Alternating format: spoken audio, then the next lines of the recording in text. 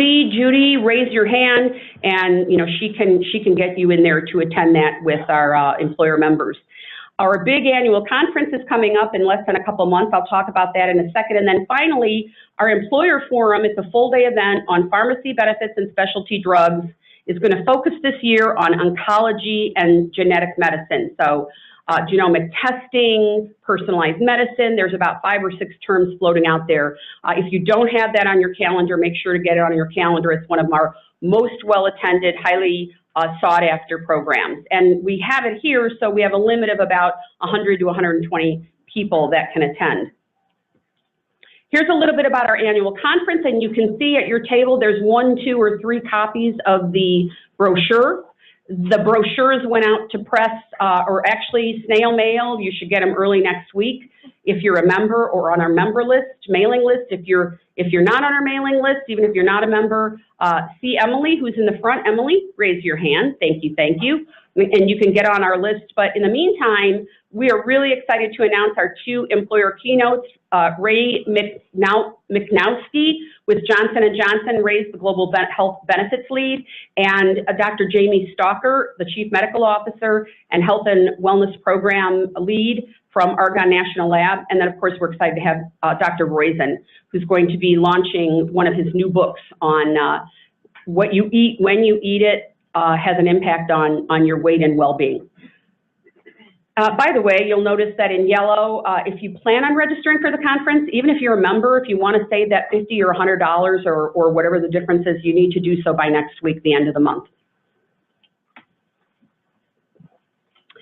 So real quick overview of musculoskeletal conditions, and it covers a lot of things. We often think of it as low back pain. I'm sorry your back is to me. I feel bad now. Okay. All right, good. Unrelated, sorry. But we know that almost half of Americans suffer from back pain. I've had back pain in the past. I've had various types of back pain. I had severe knee pain. I was told I had the knees of an 85-year-old woman, so I had both of my knees replaced, which has dramatically changed my life. Not only not having pain, but the quality of life. But these procedures are very, very expensive. And if you look at $213 billion a year, is what employers are paying for medical treatments and absenteeism. We know that back pain accounts for about 10% of all costs, and that's a lot when you consider that. When you start looking at some of the other chronic disease states, this is in the top 3 for sure. And sometimes we don't lump it in with diabetes or cancer or some of those other things. But you guys see your claims data and you know what that looks like. It is the leading driver of healthcare spend and productivity costs, which is pretty amazing because you've got all of the absenteeism and the disability costs, the return to work costs. These musculoskeletal conditions, and again, it's a bucket, account for $1 of every $6 of healthcare costs that are spent nationally. And we know that traditional treatments have primarily focused on surgical or medicinal options. Opioids have been a big utilizer of these. But today we're going to certainly be talking about it overarching, but we're going to talk about integrative pain management strategies that tie in so nicely, and many of us are already doing many of these things that can be a significant cost savings, better for the patient, safer for the patient, etc. Relying on our physicians and education as a way for employees and family members to make the right decisions. I wanted to share a couple case studies or examples with you. The Northeast Business Group on Health, our sister coalition that covers New York, New Jersey, in March of 2017, they did a roundtable of employers to look at strategies out there, what they were doing and what new strategies they thought might be effective.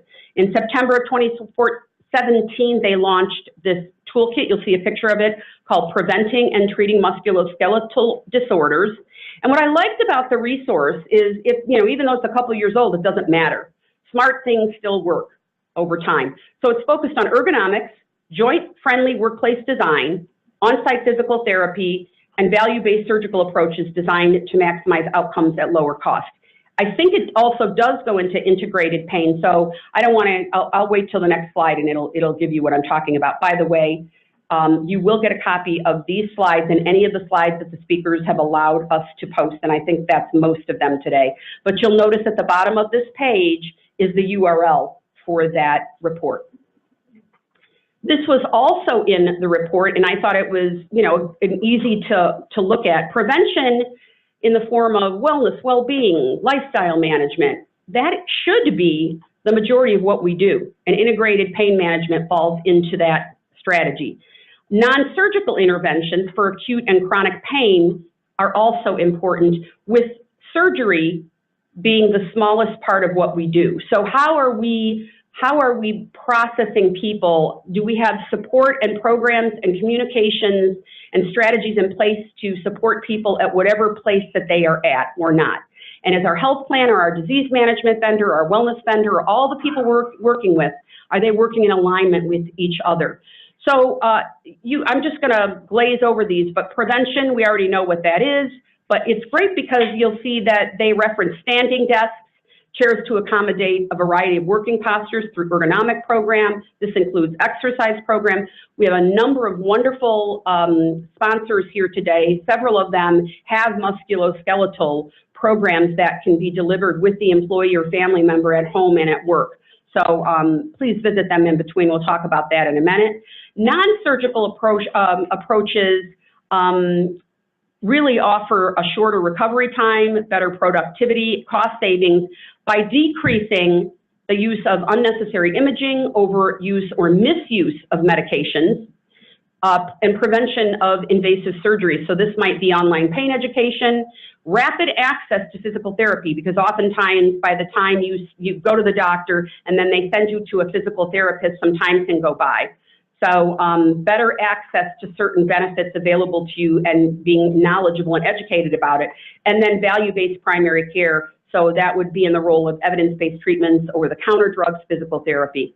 And then finally, high-value surgery. It's not just about them getting surgery. It is about looking at things like bundled payments for direct contracting, and you can see that's hospitals that offer cost efficiencies in exchange for volume. We're seeing that with high-performing networks, with centers of excellence, et cetera, and reference-based pricing.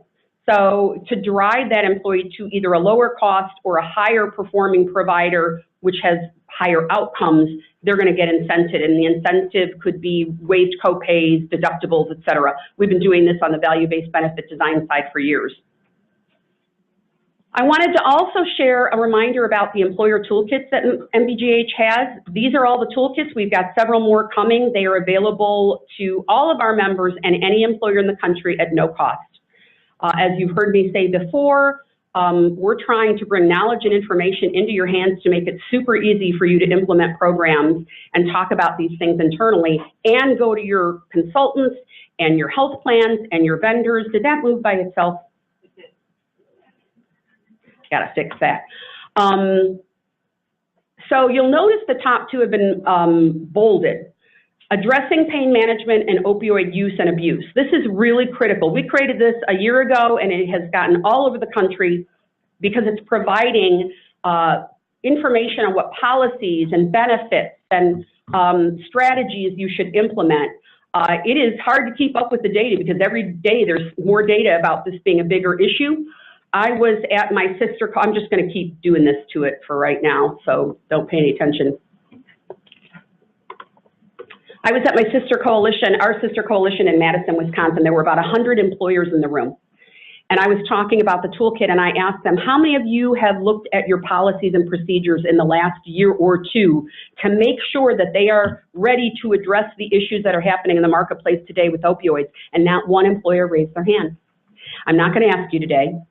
No pressure, but if you have not looked at your policies and procedures and best practices of what other employers are doing, you need to do that. We're going to hear from Boeing later today. I hope Jason's going to share some of the cool things that he's doing in this space as well. And you'll also see migraine management. If I could do, actually we are doing, I forgot, we're doing a toolkit on osteoarthritis. I have osteoarthritis, really, really bad. And the exercises that we can do. The people in the back of the room, some of them are talking about how we can support people that have back problems. I think I'll get off this slide and I won't keep having this problem. Thank you to our sponsors. We've got 3 forum sponsors and an exhibitor and a resource sponsor. They're all in the back of the room. Visit with them. Learn about what they're offering.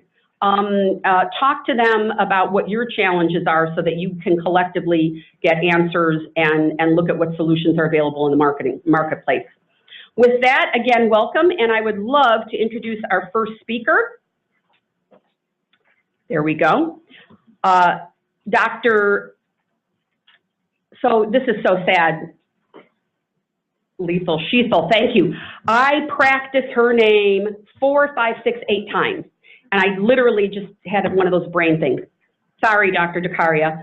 Sheathel DeCaria is the founder and owner of Revitalize Medical Center, which is a pain clinic. She's a double board certified physician in anesthesiology and intervention pain management from the American Board of Anesthesiology. She completed her residency training at the University of Chicago and has a multidisciplinary pain fellowship at Northwestern Hospital. She and Denise Giambalvo, MBGH's vice president, and myself had an amazing conversation about the people that she meets with and the challenges they face with their health plan, with the challenges of going back to work and being pain-free.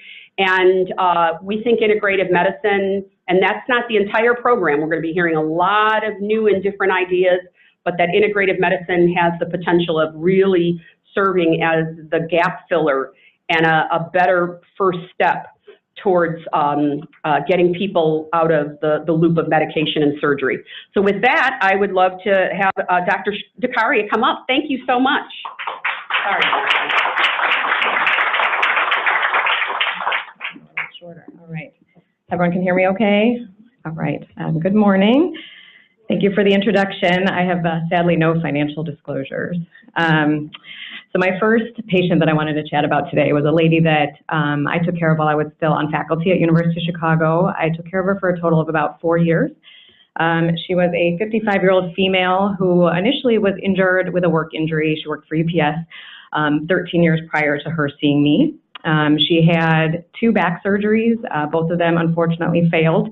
After the second one, she also developed severe right lower leg pain that was disabling. She was no longer able to work. She, at that point, was on Medicaid, unable to take care of herself at home. She had tried pretty much everything that our standard traditional healthcare system would basically do for her pain outside of a spinal cord stimulator trial, which, for those of you that aren't familiar, it's one of our more invasive procedures that I do as an interventional pain specialist, and it's reserved just for certain cases. So we did a trial for her, and the trial is a 1-week period of time in which we do a procedure. She goes home with it, and she sees if it helps her pain. She actually had 100% relief of her back and leg pain during this course of a week. I couldn't have been happier with those results, so we went on and I did the permanent implant for her.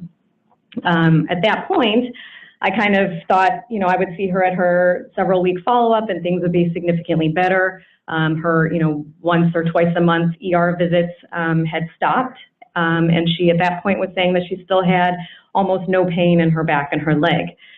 Unfortunately, she had not improved at all in her functionality. She still was not able to take care of herself. Now she started to complain of migraine headaches, of shoulder pain and tension. She was not able to cut down on her opioids. That was sort of our agreement was, if you have no pain and we're doing well, that once the post-operative period is over at a week, we're going to come off of those opioids. And she wasn't able to. At that point, due to her insurance, we were not able to really get much of anything in terms of psychology involved in cognitive behavioral therapy, these kind of things that I will talk about today. None of that I could actually get for her because of her insurance. It was also hard to get her into physical therapy because, again, not every place would accept her insurance, and she wasn't able to afford the bus fare to get her to the places that would accept her. So she did not do her physical therapy. And she was one of the first patients that led me to do additional training in integrative medicine, which I did as a scholars program at Northwestern while I was still on faculty at U of C, because I just felt like what we were doing in our current healthcare system wasn't working for that portion of chronic pain patients I took care of that just, failed despite kind of everything that we had. This slide here, it's a little bit hard to read, but it's based on a 2011 survey of 52,000 people across the world. They asked people from 30 different countries how often they experienced aches and pains over the last 4 weeks. Not surprisingly, way at the top of that list is the United States. We apparently experience a lot more pain than anybody else in the world. And the question is why. There was some speculation in this article. I can speculate as well. You know, is it the American diet? Is it obesity, which is related to pain? Is it our opioid use, which can actually cause increased sensitivity to pain? It's hard to say, but the bottom line is that the current strategies that we have actually worsened chronic pain, abuse, addiction, and things like that in our country. I'm not going to talk too much on the statistics. I know we already went over that a little bit, so I will breeze through some of these slides. But in the United States, 1 out of every 3 people actually suffer from chronic pain. This is just healthcare costs alone per year, not including, you know, lost productivity and wages. So really high numbers. In fact, if an individual has just 1 episode of back pain, the healthcare costs are on the order of $1,000, which is a lot of money. This is based on the National Institute for Drug Abuse report. And as of 2015, 1 in 3 Americans had a prescription for opioids that they were using. Over a period of time from 1999 to 2017, we've seen a marked increase in opioids, as well as a marked increase in opioid deaths. They estimate somewhere on the order of 130 Americans are dying every year from opioid overdose. And this just basically shows you the left side of the screen is 1999 to 2017. We've seen quite a big jump in the number of opioid overdose deaths. And more recently, it's due to the use of synthetic opioids. Street or illicitly manufactured fentanyl is causing quite a bit of deaths. It's a very potent drug, unfortunately. So the healthcare costs to employers for opioid abuse are also skyrocketing. From 2007 to 2014, the opioid dependence rose by 3,000% among patients that were privately insured. Over a period of just 4 years, from 2011 to 2015, the healthcare services cost for these patients went from $32 million to $446 million. And just to give you a snapshot, for a patient that is suffering from opioid abuse or dependence, their healthcare costs are about $16,000 more than any other diagnosis. So how did we as America end up so far over onto this side of opioid prescriptions? There's a lot of kind of speculation as to why, but you can see that the start of it was around the late 1990s. This is the time that the Veterans Hospital, the VA hospital, originated this concept of pain being a 5th vital sign. That was soon adopted by JCAHO, the Joint Commission. And so what would happen is that patients would come into the emergency room or be admitted in a hospital, and they would be asked, alongside taking their blood pressure and heart rate and things like that, to provide a pain score. By asking them a pain score, there was almost a presumption that at some point that pain score would get to 0, and it would usually be before they would leave the emergency room, for example. The reality is that I treat chronic pain for a number of years now, and it's pretty hard to get patients to a score of 0. It's also not a very effective way of measuring how well they actually respond to chronic pain treatment. I find in my practice that the more effective information that I can get is how functional they are. You know, what am I able to get them to do after treatment has started? And if their functionality hasn't improved, I'm not sure how important that pain score is. Around the time as well, in the late 1990s, was when Purdue actually came out with this miracle drug, OxyContin. And at that time, there was a large commercial push and a marketing campaign for this drug that was supposedly less potent than morphine and would not cause addiction. At the time, it was, you know, the commercials and marketing said that it could be used for cancer pain, arthritis, back pain, and physicians were under the impression that it had a low abuse potential, and it was prescribed in pretty high amounts. I don't know if any of you have read this book, but I found it interesting and a little bit interesting to point out at this point. The author of this book actually went to, I believe it was 12 countries, with a shoulder injury and just wanted to take a look at how different healthcare systems approached chronic pain management and shoulder injuries. Some of the countries, everyone treated him a little bit differently. France and Britain, for example, actually told him just to do physical therapy and go on his way. He went to Canada, Switzerland, a couple other countries. Some offered surgery as an option, but said, you probably don't need it at this time. The American doctor recommended surgery over anything else, I think even before physical therapy. He also went to India, and in India he actually he stayed at an Ayurvedic hospital where he paid about $40 a night. In India, their healthcare system is actually cash, so you have to pay cash. So he paid $40 a night, stayed there for a number of nights, and they did meditation. He ate some rice and lentils, massage, and a little bit of cognitive therapy. And the quote in the book is that, to this day, I don't know why it happened, but I definitely had improvement of my joint. So it's interesting to see that our country is overtreating chronic pain and choosing the most aggressive and also most expensive of treatment options that are out there. As far as back pain is concerned, there's been really large expenditure increases. Epidurals have increased by 600% over a 10-year period from 2000 to 2010. Opioid use has increased 400%. MRIs have gone up 300%. And spinal fusions have gone up 220%. This by no means is to say that surgery is not indicated sometimes, and it's not to say that surgery cannot help, as we heard from our previous speaker. In the right patient, surgery can definitely help. But a lot of the surgeries that we do for chronic pain, for example, knee arthroscopies for meniscal tears, actually don't have very good evidence that they help for chronic pain in the long-term sense. Spine surgery as well has been shown to be effective for short-term improvements, but when you look at long-term benefits at about 12 months, it's not really any significant difference between a group that just did physical therapy and conservative management. As many of you already know, spine surgery is not cheap. A laminectomy can cost about $50,000, fusion surgery, $150,000. Patients can pay about $2,000 or more in copays. And again, this is based on data that shows that there may not be so much long-term benefit, yet we're still doing, a 220% increase of spine fusion surgery. So back in 2011, the Institute of Medicine released this report, and they quoted this sort of plan for how we can relieve pain in America. And they called for a cultural transformation is necessary to better prevent, assess, treat, and understand pain of all types. Healthcare providers should increasingly aim at tailoring pain care to each person's experience, and the self-management of pain should be promoted. As you can see on that previous slide, where that opioid use has really skyrocketed, as well as opioid overdose deaths, and the amount of chronic pain we have today, that this really wasn't implemented. But they had called back in 2011 for an integrative approach to pain management.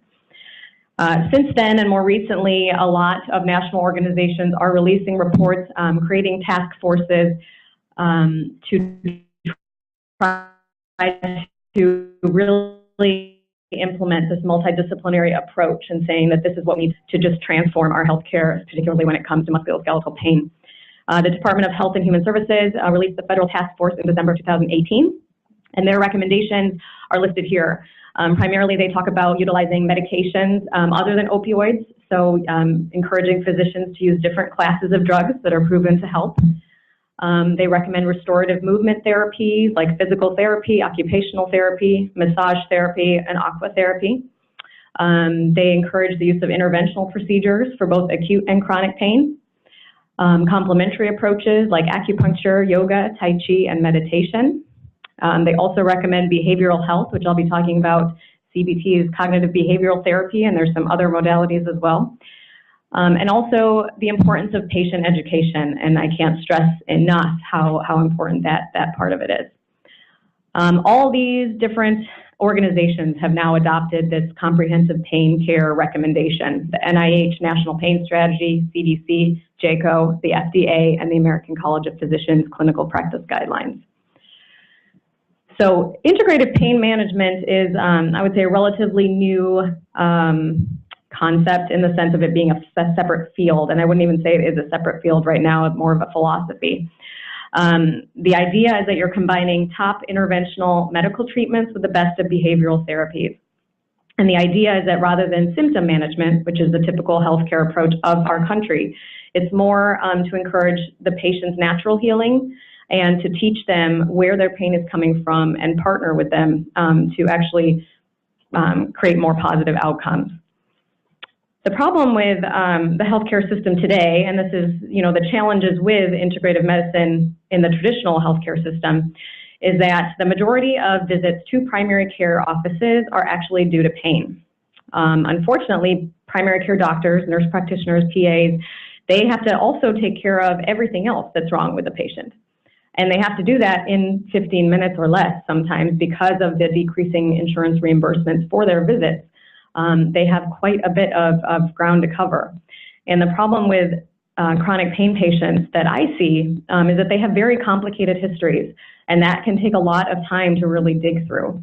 On top of that, they aren't really always trained in doing physical exams specific for musculoskeletal pain or different kinds of pain in their training. And so again, it takes a lot of time, and it's not something that they really have the time to do.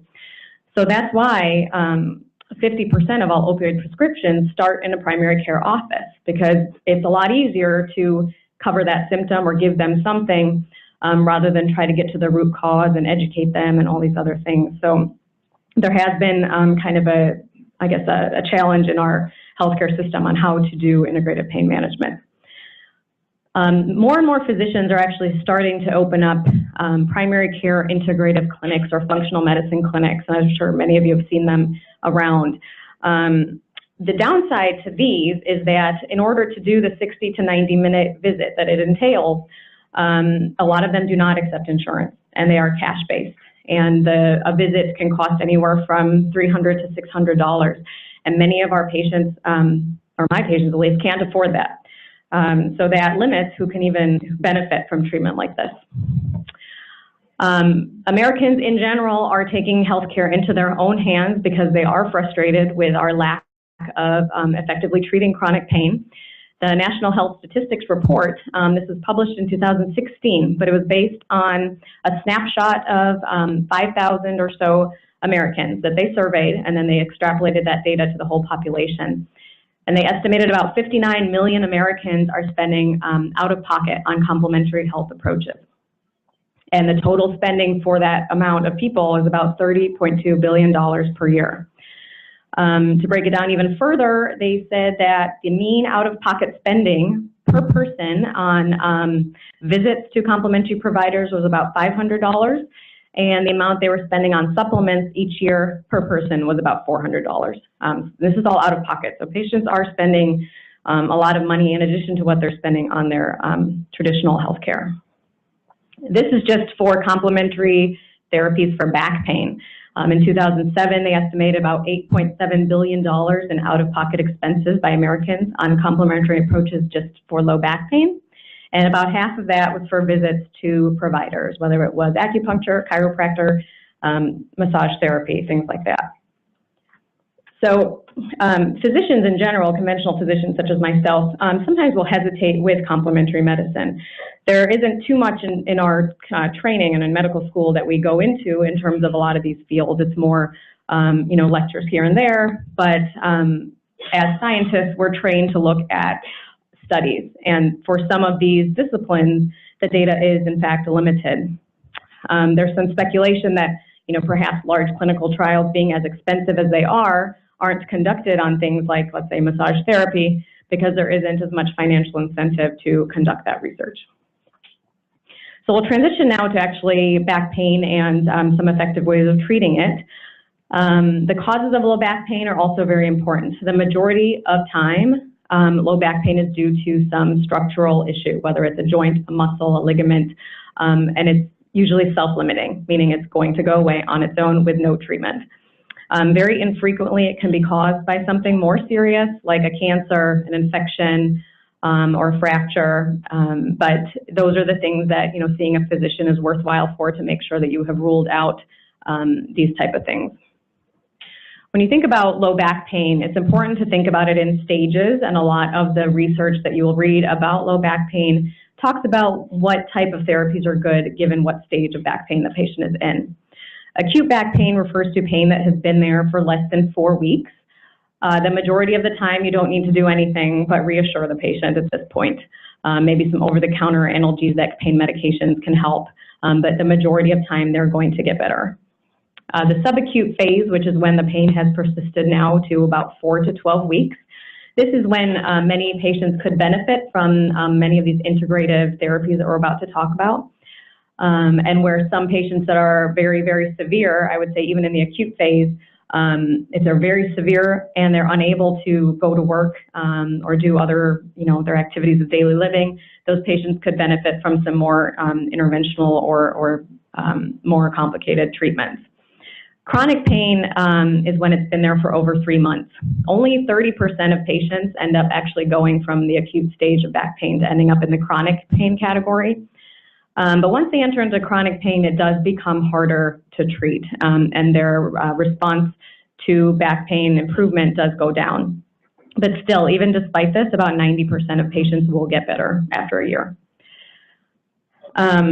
It's very important to have a proper diagnosis, and I can kind of just keep saying that again and again, but I do think that that is really key to not only the patient understanding where their pain is coming from and their education, but also to put them in the appropriate place and the appropriate type of therapy. And so I think seeing pain specialists on the sooner side may be beneficial from that standpoint.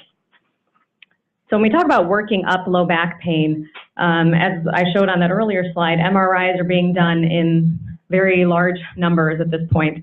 But surprisingly, MRIs actually don't correlate with pain intensity, functional impairment, or outcome. There's also been studies that have shown that surgery rates are the highest where imaging rates are the highest, which is not a surprise. There's a study that we, as pain physicians, quote as almost a landmark study. It was published in 1994. It was done on 98 asymptomatic patients. Of those 98 patients, 50% had a disc bulge of at least one level and many at multiple levels, and about 30% of them had a disc protrusion. After reading very many MRI reports, I'll tell you it is extremely rare to actually have an MRI report come back normal. They always have a lot of age-related changes on there, degenerative disc disease, and other things that can be very scary for a patient to read, but could actually just be a normal finding that doesn't mean that they have pain. So that's why studies have come out that I've quoted up here that say routine imaging exposes patients to harm. It's not the harm of the MRI itself. It's the harm of the labeling, and that can inhibit their ability to actually get better. The American College of Physicians in 2017 published this guideline.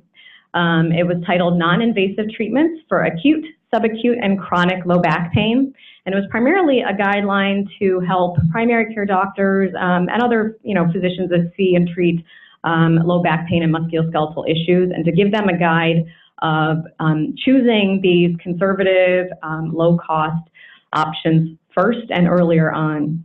So I'm going to go through and their guidelines as well as HHS guidelines. It seems very straightforward, but I do see patients that have had months and months of back pain that have never actually had just applied a heating pad to their back. There is a lot of data that superficial heat actually improves acute low back pain, and when it's done in conjunction with exercise, they can have even more improvement of their pain.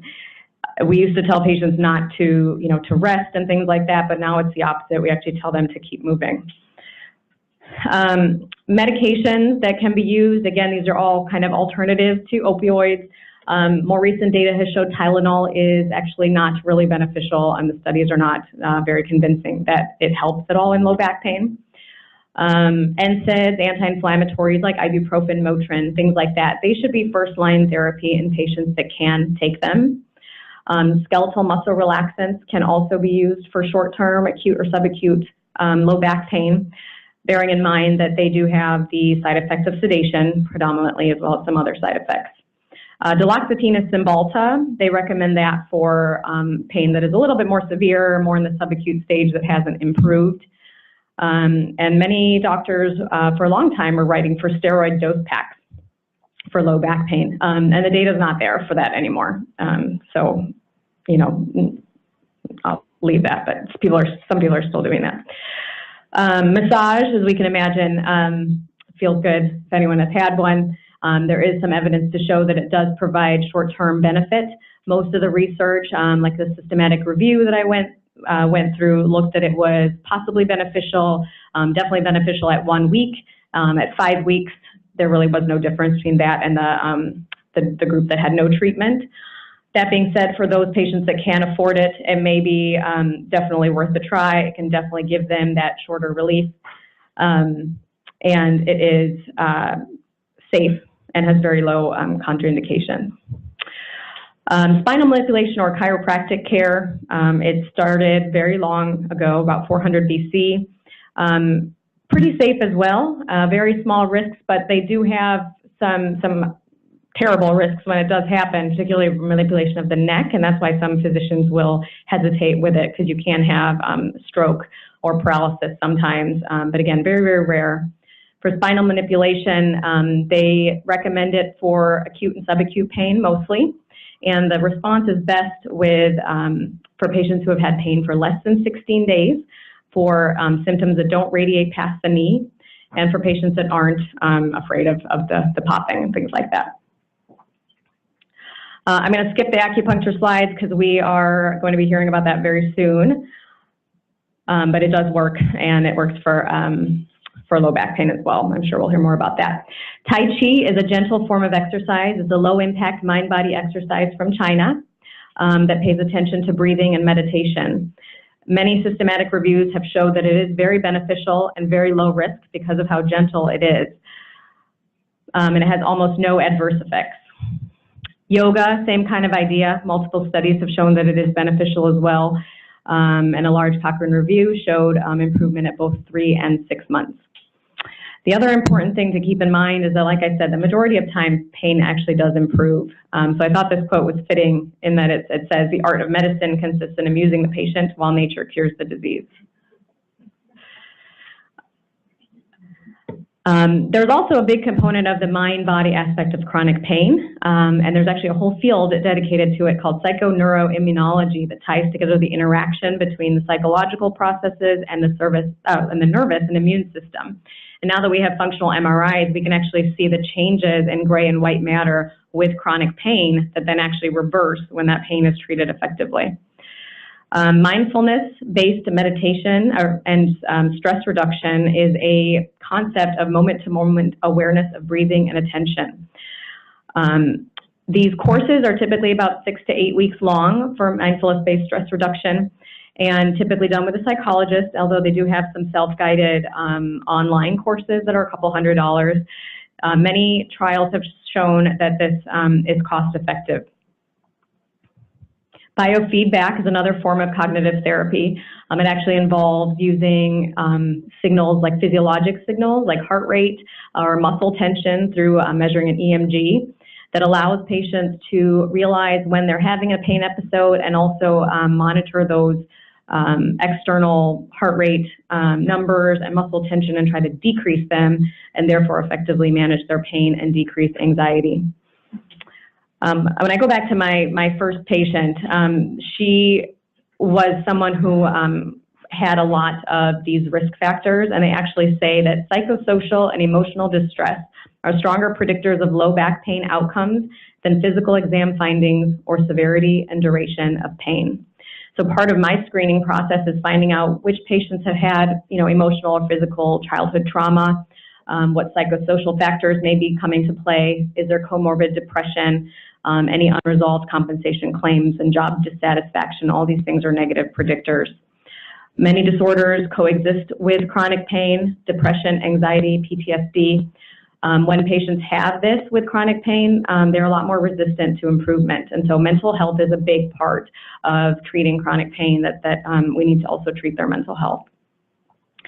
There's also this concept of sensitization. Patients who their neurons and their brain and spinal cord have actually changed so that things that shouldn't be painful become painful, and it's related to the receptors that normally would shut pain down being affected and inhibited, and this is seen in many chronic pain syndromes like fibromyalgia, migraine headaches, and other things that are resistant to treatment. Cognitive behavioral therapy is important in those patients that suffer from central pain syndrome. The thought is that it retrains patients to decrease that release of adrenaline and cortisol that takes place that actually stimulates more pain. And so CBT is also done with a psychologist, is very effective, and when done with journaling is actually even more effective. Real quick, the interventions that I do, there's a lot of them. We can treat basically every joint, muscle, spine, who knows, everything in your body can somehow be injected, I'm sure. But they need to be done in the right patient. When used appropriately, you can get people back to work sooner. But unfortunately, they have been misused in our system or used maybe too early or used before these cheaper options. And I think that is what has led to these increasing costs that we see. There is evidence for epidural steroid injections. Here's 39 randomized controlled trials that were looked at that showed benefit over placebo. And here was 122 studies that also showed statistically significant improvement with epidural injections. In my field, the things that we are facing are just like every other field, decreasing reimbursements in the face of increasing costs.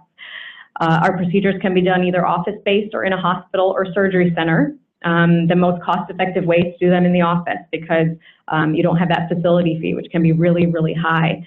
Unfortunately, they are increasing the cost of our medications significantly and decreasing the cost of our reimbursement for office-based procedures, which is making it harder and harder for us as physicians to do them in the office, making more and more physicians do them in a hospital. That leads to more cost, unfortunately.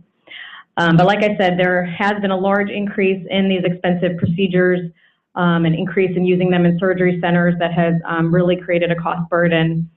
And because there wasn't really any uniform guidelines on when to do these and when not, there has been some abuse of these procedures. But when they're done appropriately, they can be very helpful, and they can help reduce the onset of PTSD associated with chronic pain, and they can get patients back to work sooner. So just to kind of finish up and tie things together, the barriers to integrative care are primarily that the therapists that really do integrative care, the acupuncturists, the massage therapists, the mind-body therapists, the chiropractors, and naturopathic doctors, they are 60 to 70% less likely to be reimbursed. So a lot of these costs end up falling on the patients as out-of-pocket costs, and to some patients, they just aren't able to even access any of these treatments. There are some states where Medicaid is starting to cover some of these therapies and pilot these programs, which is great. Oregon is one. Their Medicaid program covers acupuncture therapy, chiropractic care, physical therapy, and cognitive behavioral therapy for all back conditions. Vermont is also piloting a program to cover acupuncture as well. And then in the state of Washington, they actually have coverage for every category of licensed provider, and that's mandated by the state of Washington. And they've actually done studies where they've gone back to see if this is being abused, and they found that the people using their insurance benefits for these services were similar to those national statistics that I put up earlier. So there hasn't been an overuse or an increased cost just because now they can. And that is it. Thank you. We have time for several questions. And while you're thinking about your question, I'm going to ask a couple, or at least one. Of course. Do you have patients coming in and saying, help me get off opioids? Yes. Okay, I would think that would be more prominent today. Yes, more than that, I have patients coming saying, I've been cut off of my opioids and I don't know what to do now. Then that's why I think the pendulum is now swinging in the opposite direction, where doctors are just stopping it. And there's really no protocol in place for how to get them onto something that's helping. So, you know, that's an issue as well.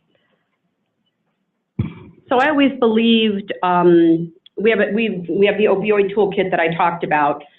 Thank you to Pfizer for helping support that, and Rally, another organization that helped us do some videos of employers and employer best practices. And I forgot what I was going to say, so there we go. Might happen again, no guarantees. We have a question right there. Thank you. Actually, two questions. One, I didn't hear you mention water aquatics. Do you recommend that for therapy for pain? Absolutely. It was in the HHS recommendation slide. I didn't go into the data of it, but I absolutely recommend it to my own patients, particularly any osteoarthritis patients. It's really beneficial, warm water therapy as well, especially for those patients that are resistant to physical therapy because they say that it hurts or they don't want to, and land therapy doesn't work as well. The problem, again, is access to it. And when I was at University of Chicago, the majority of my patients, because we didn't have one at our hospital, they couldn't get in or they couldn't afford to be seen at the places that did have it. So that was the challenge. Okay. And my second question is, I noticed you talked about the MRI might not be the best recommended testing. What imaging do you recommend? So a lot of back pain is actually due to fascia, muscles, sacroiliac joint, for example. These things aren't really, there is no good imaging study for a lot of these causes of pain. And that's why they say that an MRI is not the best study, definitely not an x-ray, because you're just getting kind of it's good for a fracture, but anything other than that, you're not going to get much from that x-ray either. That's why I was kind of stressing the importance of seeing a pain specialist that can do an appropriate physical exam. And then there's also the utility of the procedures that I do, providing diagnostic value, because I use numbing medicine, lidocaine, like when the dentist numbs up your gums, to identify the source of their pain. And so that is really a huge part of what I do. Even if they don't get much improvement in terms of over 3 months of relief, if we have an idea of where their pain is coming from, I can better guide their therapy. Sure. Dr. Zakaria, you said that opioid use can cause increased sensitivity to pain, and you also said that neurons can change, and it causes things like fibromyalgia or whatnot. Is there a connection there? Different receptors and different chemicals, but opioid-induced hyperalgesia, which is that concept that when you use opioids for a long period of time, they can actually increase your sensitivity to pain. Yes and no. So they're similar in the pathways, but different. And then the central sensitization, which is what I talked about with the fibromyalgia and things like that, that is where normal things that should be inhibited as being painful, like a soft touch or the wind blowing on your arm. For people that are sensitized, your body perceives that as pain because the inhibition of those feelings it's not there anymore. We don't really clearly understand why certain patients end up that way. We know it's related to the NMDA receptor and certain other receptors, but we don't know who and why and what injury leads to patients developing this. First of all, wonderful presentation. I don't know if you saw me vigorously head nodding back here. I wanted to high five you from across the room. I wonder if you would, I realize every person is totally different, but would you walk us through high level what you do when somebody comes in to see you? Because obviously you have a number of assessments you're going to do, lots of referral options, but how would you take somebody from beginning to end? Sure. So I left University of Chicago to actually start an integrative pain clinic. So it's a little bit different approach. I'm still an interventional and conventional pain physician by many ways. But what I do from start to finish is much longer visit times. You can gather a lot from the history, a lot of those psychosocial factors and things that need to be addressed. So there's that portion, and there's also the looking at, most patients by the time they get to me have had a number of imaging studies they probably didn't need, but they have them. So it's not like I'm ordering a bunch of studies really, it's more I order them if they need them, but it's really just getting a good picture and then working with whatever other disciplines I think will help. So guiding their physical therapy if they need it based on what my, let's say, procedure shows is the underlying cause. So a lot of it is a team effort that has a lot of, involves a lot of communication because again, there are multidisciplinary pain programs that work great. Not RIC anymore. Shirley Ryan has one. Marion Joy Rehab Center has one. We're under the same roof. You have, I don't think they have a pain physician at Marion Joy, but you have a physician, you have acupuncture, you have chiropractors, I don't think they have chiropractors, but they have the cognitive therapists. And patients go there for about 4 weeks. They do great. And then they leave and they don't do well anymore. And the problem is really teaching patients, and that's a big part of what I do. I would say over half my visits sometimes is on educating them on what they need to do, that their pain is a disease process that needs to be lifestyle changes that need to happen. I talk a lot about diet. I didn't talk about it today, but I do a lot with nutrition and diet because I really feel like that pro-inflammatory state that we're in based on our diet is what causes our pain to not go away. And so I use my procedures to just get them over that bridge if they are severely in pain, and then I work on lifestyle options and really just trying to heal their pain so that they're not coming back to see me every 3 months. Heather and then the phone. Heather right behind you. Can you hear me? So I'm Heather Sal. I'm a pharmacist from Pfizer. I work with Cheryl on the pain guide. And then, Cheryl, when you started talking, I think I finished your thought in my head, so I wanted to see if we can bring it back around. So one of the things that we've discovered, the PBMs, a lot of times, a lot of protocols are coming in place where you said people are stopping their opioids. So I've been on it for a long time.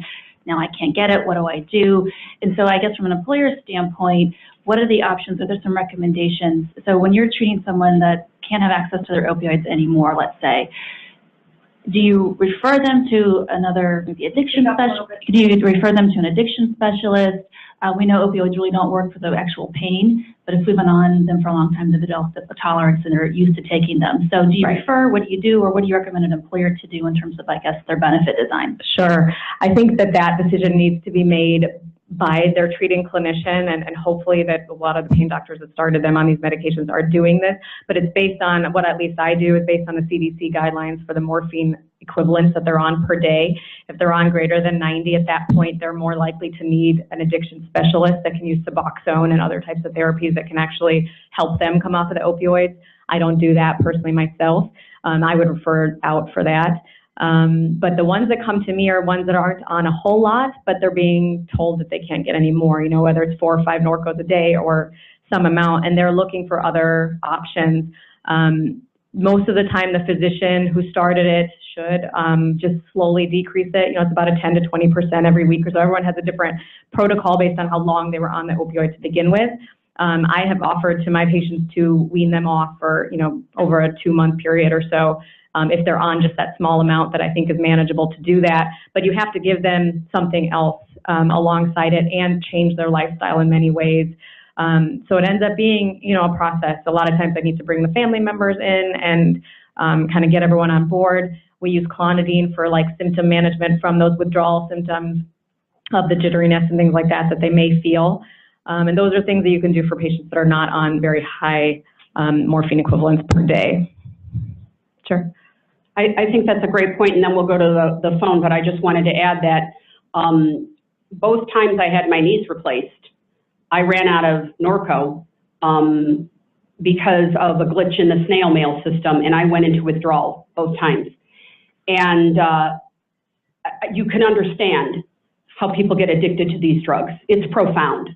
I thought I was dying. I felt like I was dying. And I was frustrated that my physician, very well-known orthopedic surgeon in the Chicagoland market, didn't really talk to me about it. I knew that I had to wean myself, but you never expect it when you're in the middle of treatment. Mm-hmm. So there's so many challenges to this. I lost a family member due to an opioid overdose a year ago on Sunday, and he was 19.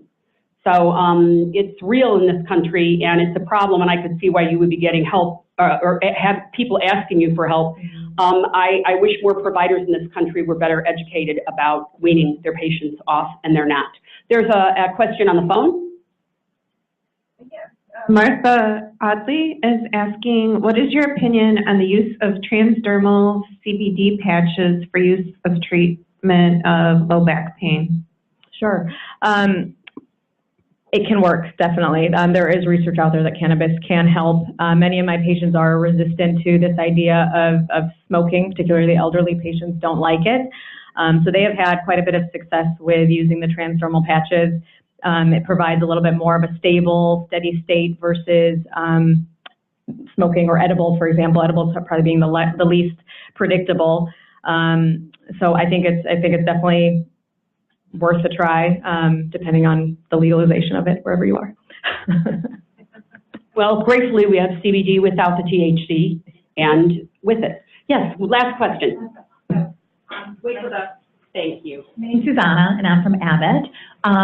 Employers such as us, we're using second opinions, right? Expert, we're trying to drive members to it. Are you seeing more partnership or more referrals over, for treatment validation or additional assistance from these vendors? Ask the question again, I'm sorry. So what I'm trying to determine is, as more second opinion vendors come out to market, Right. and employers are using them to drive our employees, validate treatment plans, Sure. whether they're working effectively or not effectively, are you guys seeing any referrals from these expert opinions, right? Are you seeing members being driven to clinics such as yourselves? Yes. Also, there's a lot of patients getting, not just IMEs or independent medical evals, but also there's a lot of file reviews that go on that can either I have been asked to do them or other patients have been sent to other providers to kind of see whether, because again, some people are abusing the system a bit. And so I do think that those are valid things to do in order to make sure that the treatment is appropriate, especially because they're really, like I said, there's not really concrete universal guidelines for a lot of what we do. Let us thank Dr. Sheetal Dakaria.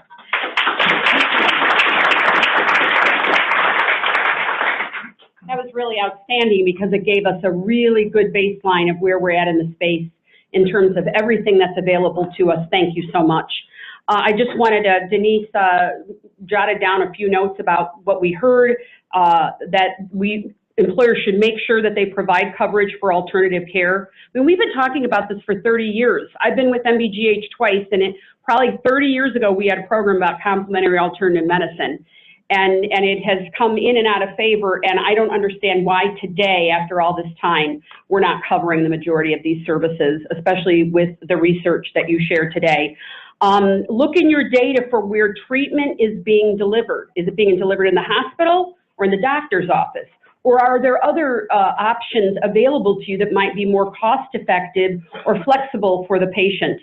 And then finally, the reimbursement rate for private specialists is decreasing. I didn't know that. And so that is great news for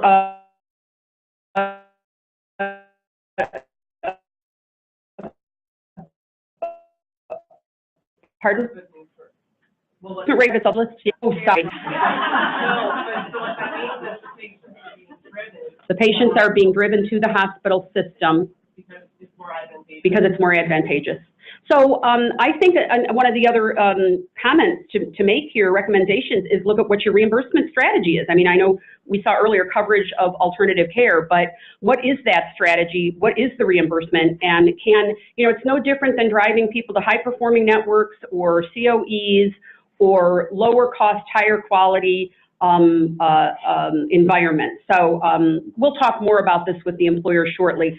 Thank you again, Dr. Dakario. And I'm going to go ahead and introduce our next speakers, who, by the way, happen to have the same last name. I think that's pretty cool. And what was really cool is the last line under Michael's bio. Michael and Jasmine reside in the northwest suburbs of Chicago with their 6 children. Oh my gosh, I can't even talk about that. I can barely manage one. Let us welcome, and first let me introduce you, Jasmine Sasek, who is with Family Tree Holistic Health as the co-founder. Jasmine places a strong emphasis on the mind-body connection and is a traditionally trained energy healer who utilizes Reiki to help her clients achieve optimal health and wellness. And I also am a Reiki. I'm not a master yet. I am working on it, but I do Reiki.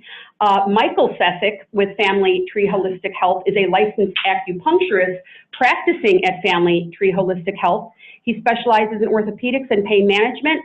And you both look like you're just out of high school, so I don't understand how you have 6 children. But let us welcome this couple up to tell more about us to us.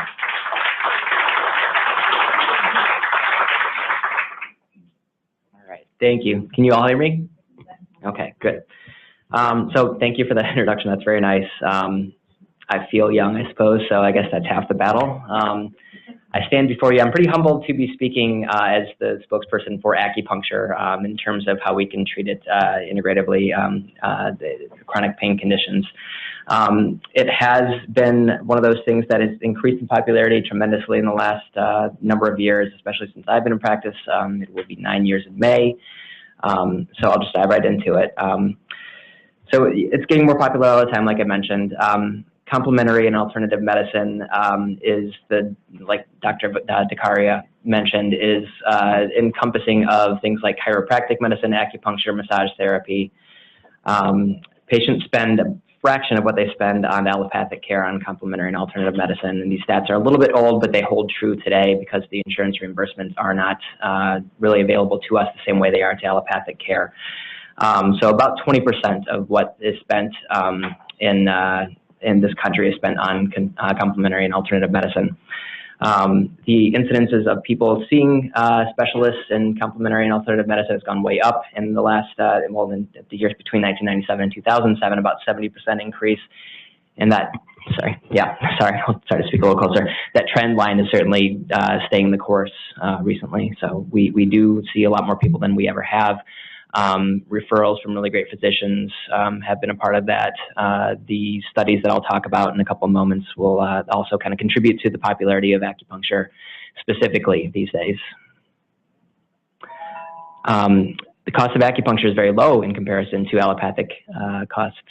Generally speaking, outside of typical office overhead, an acupuncture needle costs me about 2 cents, and I use roughly between 15 and 30 needles on any given patient. So you can imagine my overhead costs are fairly small compared to different diagnostic techniques that allopathic medicine uses. By way of comparison, I just looked this up last night. The average cost of an MRI in this country just for one scan is about $2,600.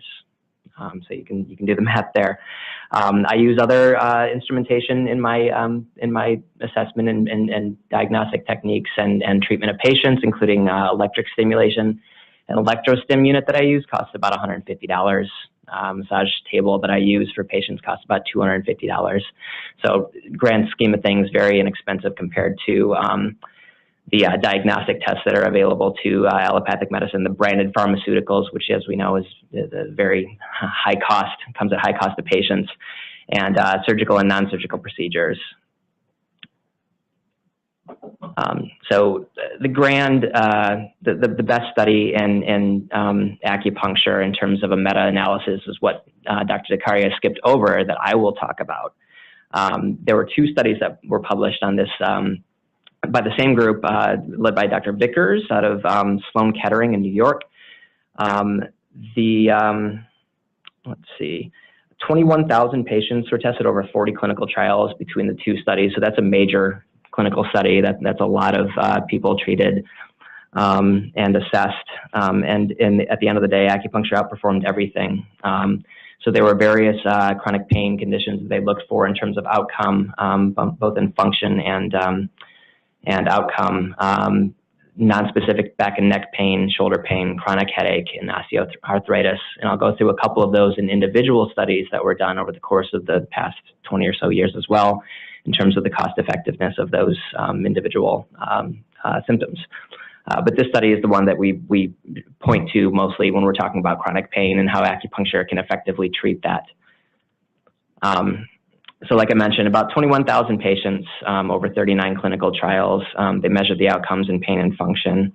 My favorite part about this whole study is that the post-treatment effects lasted. They were sustainable, and that's one thing that I really like to try to convey to my patients when I see them, is that acupuncture is supposed to be a sustainable modality, meaning that it's essentially retraining your brain and your nervous system and your muscular system to function appropriately the way that it knows how to. It's just a matter of kind of pushing the body back into that kind of what we would call a healing mechanism, the healing modality of the body.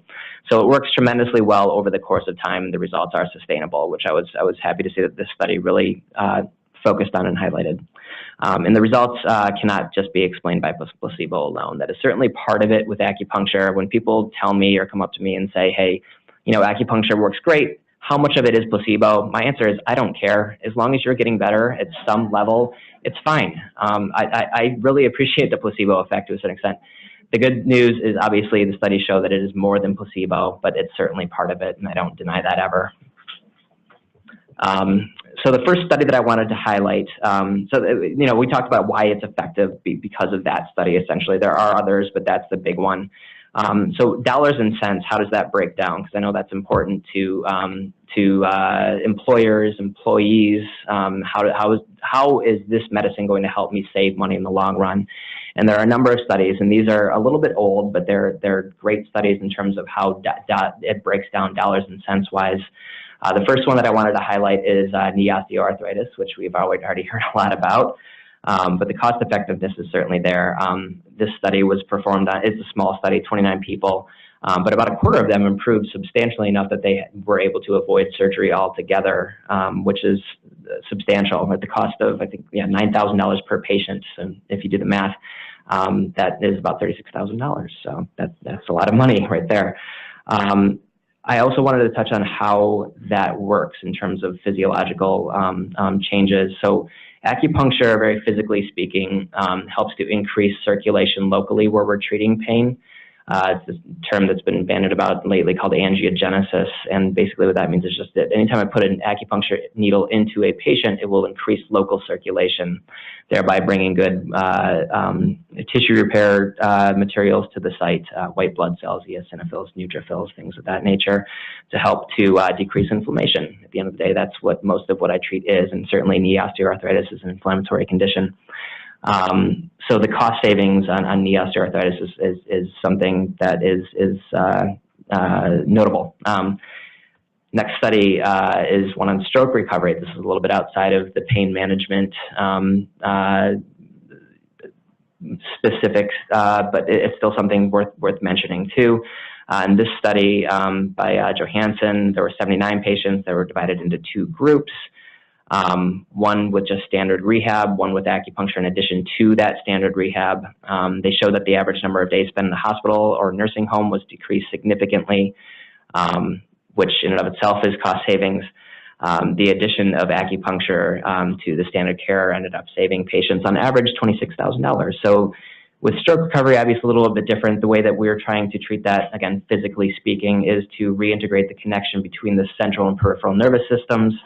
A lot of times what I do when I'm treating stroke patients is use scalp acupuncture. So I'm aiming for motor sensory lines along the cerebral and prefrontal cortexes that help to kind of reinvigorate nervous system function. And that tends to work fairly well. It is kind of a long-term go a lot of time for stroke recovery, obviously dependent on how severe the symptoms of the stroke are and how much oxygen has been deprived. So that's stroke recovery. Carpal tunnel syndrome is the one that a lot of employees suffer with due to overuse, small motor skills, repetitive motion, desk sitting, things along those lines. Similar to the action of knee osteoarthritis, carpal tunnel syndrome is essentially just an inflammation of the tendons in the wrist. So basically what we're doing is reducing inflammation by bringing more blood flow to the area. In this study, there were 31 patients that were treated, and apparently the savings came out to about $11,000 per patient. So another good study to highlight the cost effectiveness. The last one that I wanted to spend a little bit more time on is headaches. Dr. Vickers, he's the second author in this paper, but he's the one that did the meta-analysis that I spoke on earlier. In this study, 401 patients were divided into two groups. So it's a little bit of a larger study, one with acupuncture, one without. The acupuncture group, they showed that headaches were less frequent, less severe, and they lasted for a shorter period of time. And when I'm speaking with patients, that's exactly what I like to highlight with, especially when I'm treating pain. Those are very tangible things that people can hold on to in terms of outcome, just noticing how frequent, how severe, how long the symptoms typically last. That's a really good way to judge and gauge treatment effectiveness. So they showed all that. They were able to reduce the intake of medicines by up to 15%, which again we've highlighted is significant. Patients went into work more frequently. Patients saw doctors less often. So physically speaking, again, vasodilation to brain tissue is one way that that works in terms of what acupuncture can do. It is able to, acupuncture is able to modulate the stress response. It's able to increase lymphatic flow, which decreases sinus pressure if there is some kind of tension or allergy-related headache involved. It also relaxes the muscles of the head and neck, which in and of itself is effective for headaches. So in conclusion, really briefly, acupuncture is effective, it's economically justified, and the reasons are because it can essentially avoid surgical procedures within reason, reducing drug intake, reducing the number of days off work, and reducing the necessary medical review appointments, so follow-ups essentially. So that's my really brief presentation on acupuncture. I'm going to turn it over to my lovely wife, who will talk about the Reiki aspects of our practice. Great, let's thank Michael. And we're gonna save questions to the end. Hi, I'm Jasmine, and I'm Michael's wife, as he said. We run Family Tree Holistic Health out in Arlington Heights, and I'm going to talk to you about this wacky thing called Reiki and perhaps even convince you to give it a try. Today, when I'm talking about Reiki, you'll hear me use some of these other terms interchangeably because they're all pretty similar. It's all the same philosophy and concept. So you've got energy healing, healing touch, biofield therapies, and therapeutic touch. Healing touch and therapeutic touch are actually both branded programs where they've taken this concept of energy healing and created their own curriculum and credentialing program. But it's pretty much all very similar philosophy. Reiki itself is a Japanese technique for stress reduction and relaxation that can also promote healing. So when we hear about these things, we often hear about it as sort of a, pseudoscience, that it's going to, people are promoting it as healing cancer or, fixing broken bones, and it's probably not going to do those things. But it is going to help reduce your stress and help you relax, and of course, those things help promote healing within the body. So that's what we're going after with any sort of energy healing. During a treatment, I have a patient come into the office. We have massage tables that they lay down on, and I help regulate their breathing at the beginning. I kind of count backwards to get them into a nice, deep, relaxed state. And then I either do, in my practice, I do a laying of hands. So it's just a very gentle touch. There's no manipulation, no massage. Other practitioners don't even make contact, and they sort of hover their hands. And then you work your way around the body, and different programs use different spots on the body that they're focusing on. It doesn't look like very much. Some clients will claim that they feel a tingling, a warmth, a heaviness, different sensations like that, and some people just lay there and don't feel very much at all. The theory in Reiki or energy healing is that we are energetic beings, and throughout the course of our lifetime, that energy can become blocked. So our energy ideally is balanced and it's flowing, and just like if your blood flow becomes blocked, that causes some real problems for you. Well, theoretically, if your energy becomes blocked by stress, trauma, things that happen in your life, that can cause some real problems as well. So what's happening in energy healing is we're trying to kind of create a channel and an opening to this universal life energy that creates and sustains everything in the world around us and unblock some of that energy. In other traditions, we hear that energy called prana or chi in acupuncture. And so we're just trying to unblock that and get it flowing again, which sounds very woo-woo to our Western minds that want to see the data on what we're actually doing. So I put this in terms of what's really happening during these sessions as a guided, directed, intentional mindfulness meditation. And of course, we do have data that supports the benefits of that mindfulness and meditation. I'm just going to quickly highlight a very few studies today for you that show the benefits. A study done at Johns Hopkins found that mindful meditation reduced the symptoms of depression, anxiety, and pain to the same degree as an antidepressant medication. So if you think of how many people in this country are on a daily antidepressant medication, and that with simple mindfulness meditation, they can be achieving the same results. A study at Harvard found that an 8-week program of mindfulness-based stress reduction increased cortical thickness in the hippocampus, which affects memory and learning, and decreased brain cell volume in the amygdala, which is what's responsible for that fear, stress, and anxiety. That's what we want to decrease. As far as pain management with energy healing, a study from the American Academy of Pain Medicine found that a brief mindfulness meditation actually increases pain threshold. So they did that with heat sensitivity and found that people were able to withstand a higher degree of more painful heat, when they were practicing a brief mindfulness meditation. And then a pilot study of pain and mobility in people with osteoarthritis, and this was done by Healing Touch, which is one of those branded programs. They reported significant improvements in 75% of the outcome variables compared to a control group. So some of the limitations is that this is all still considered very woo-woo. So funding is very poor, research is sparse, largely because no one is getting rich off of this, myself included. So the other thing that they found is that the outcomes are largely dependent on the experience of the individual practitioners. Healing Touch is starting to do a lot more research, and that is one of the things that they're finding as a limitation in their research. That it's very dependent. It's hard to compare apples to apples because it's so dependent on the practitioner that you're seeing, and there's no licensing standard for these things. So why does Reiki in and of itself work? Again, it's that guided, directed, mindful meditation, and it's going to be specific to the practitioner you see, the experience that you have, but ideally you're going to be receiving coached breathing and focused relaxation, which is exactly what's happening during a lot of those mindful meditation control groups that we see during the studies. You're setting aside a specific time during your week to go and do this, making it a priority for you. If it's on your list of things to do on your own for a meditation at home or at work, usually when things get busy, that's the first thing you're going to cross off your list versus if it's an actual appointment that you're going to. It's in a location removed from your everyday stresses. You're not in an office where people are walking by you doing your own meditation. You're not at home where your phone is ringing or your dog is bothering you. It's a relaxing environment. We have really nice lighting. We have comfortable tables. We have, peaceful music playing, all of these things that create a very relaxing environment for our clients. And of course, they're usually making a financial investment, and people follow through with the things that they're financially invested in. So my conclusions are that energy healing, including Reiki and Healing Touch, which utilize that mindful meditation technique, can reduce stress, anxiety, depression, and increase pain tolerance. And that overall, these can increase your workplace productivity, employee morale, and decrease overall medical spending. Thank you so much.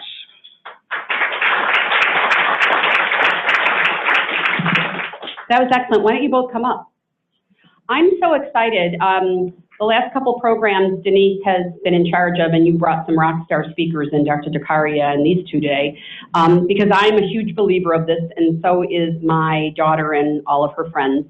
And she is a Reiki master, which just means that you've had additional training. But I'm going to start with Michael. Michael, can you use acupuncture for migraines? I saw you had it up there for headaches. Yes, absolutely. So there obviously is a difference between migraines and headaches. Migraines tend to be unilateral. They tend to cluster behind the eye.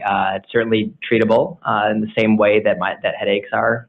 Typically, because migraines tend to be a little bit more chronic in nature, the process to treat them is a little bit more substantial. It takes more time, it takes more treatment, but it's certainly treatable, yeah. What about knee pain? Yep. Okay, so I know it can be for any, and I was in a car accident maybe 25, 30 years ago, and I couldn't get relief from traditional medicine. Mm-hmm. And so I went and had shiatsu, which is the finger pressing, thumb pressing version of acupuncture, but it's a lot more painful. Yep. But when I left that facility, it was a body release, but it was painful. Yeah, so if you think about the surface area of a finger or a thumb is much greater than that of a needle. So the process of the needle puncturing the skin itself, most people feel that is just a pinch and right, like a mosquito bite. Essentially, yeah, it's a glorified mosquito bite. Yeah. And then everything after that is pretty straightforward and pain-free. But yeah, any kind of knee issue, honestly, osteoarthritis is probably the most common one that we see, but patellar tendonitis, anything with the meniscal tissue. So yeah, I treat Baker's cysts that lead to knee pain. Interesting. Interesting. Yeah. That inflammation. Yep. So Jasmine, for you, my very first, the first time I heard the term Reiki, and people still ask me, what's that, was at an MBJH annual conference, and Advocate Healthcare for many, many years had a chair massage person that you could sit during breaks or come in there and sneak and get 10, 15 minutes. And she said, and of course I love those, first of all, but she said, may I do Reiki on you? And while I said, I don't know what that is, but go for it. And it was my first, this is maybe 10, 15 years ago, my first time that I felt the energy.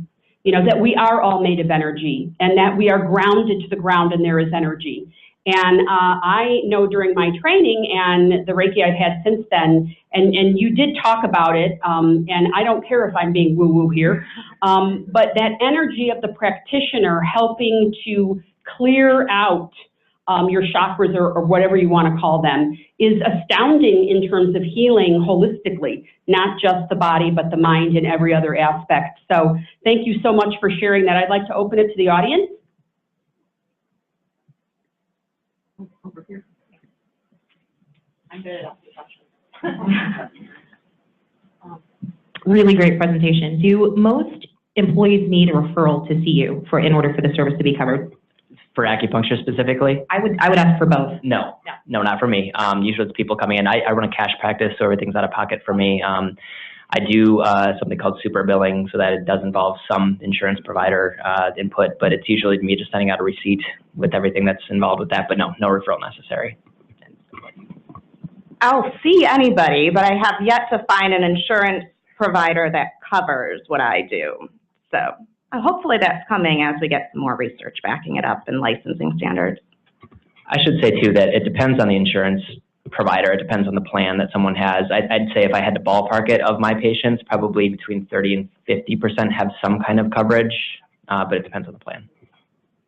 And you know, if you think about massage therapy, which is being covered much more than it was at one time, and I'm not a clinician, but I think Reiki is a stronger version of that.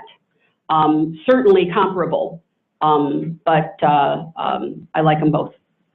Yes. I have a follow-up question. Is there a good resource that you could point to find practitioners that are better than others? Yeah. Outcomes-based? Yeah, I can speak for acupuncture specifically. When you see an acupuncturist, you really do want to see a licensed acupuncturist and not a physician who does acupuncture, not a PT, not a licensed massage therapist or a chiropractor. Those are pretty common. They don't have nearly the same amount of training that acupuncturists have. So yes, there is a website, I believe it's acufinder.com, ACUfinder. That has a listing. It's a paid listing, but everybody on there is an actual licensed acupuncturist. The alternative is to go up and look up the individual schools that people can get licensed from, and usually have a database of their graduates and where they're working. And to clarify, we have no problem with chiropractors and MDs and PTs doing what they do. We don't like when they take a weekend course and start needling people. So that would be our only. So to piggyback on Dawn's question, when we think about how networks are built so that patients know where to go, do you approach the carriers and say, can I be part of the network, or do carriers approach you? I mean, here's where we're stuck as benefits buyers.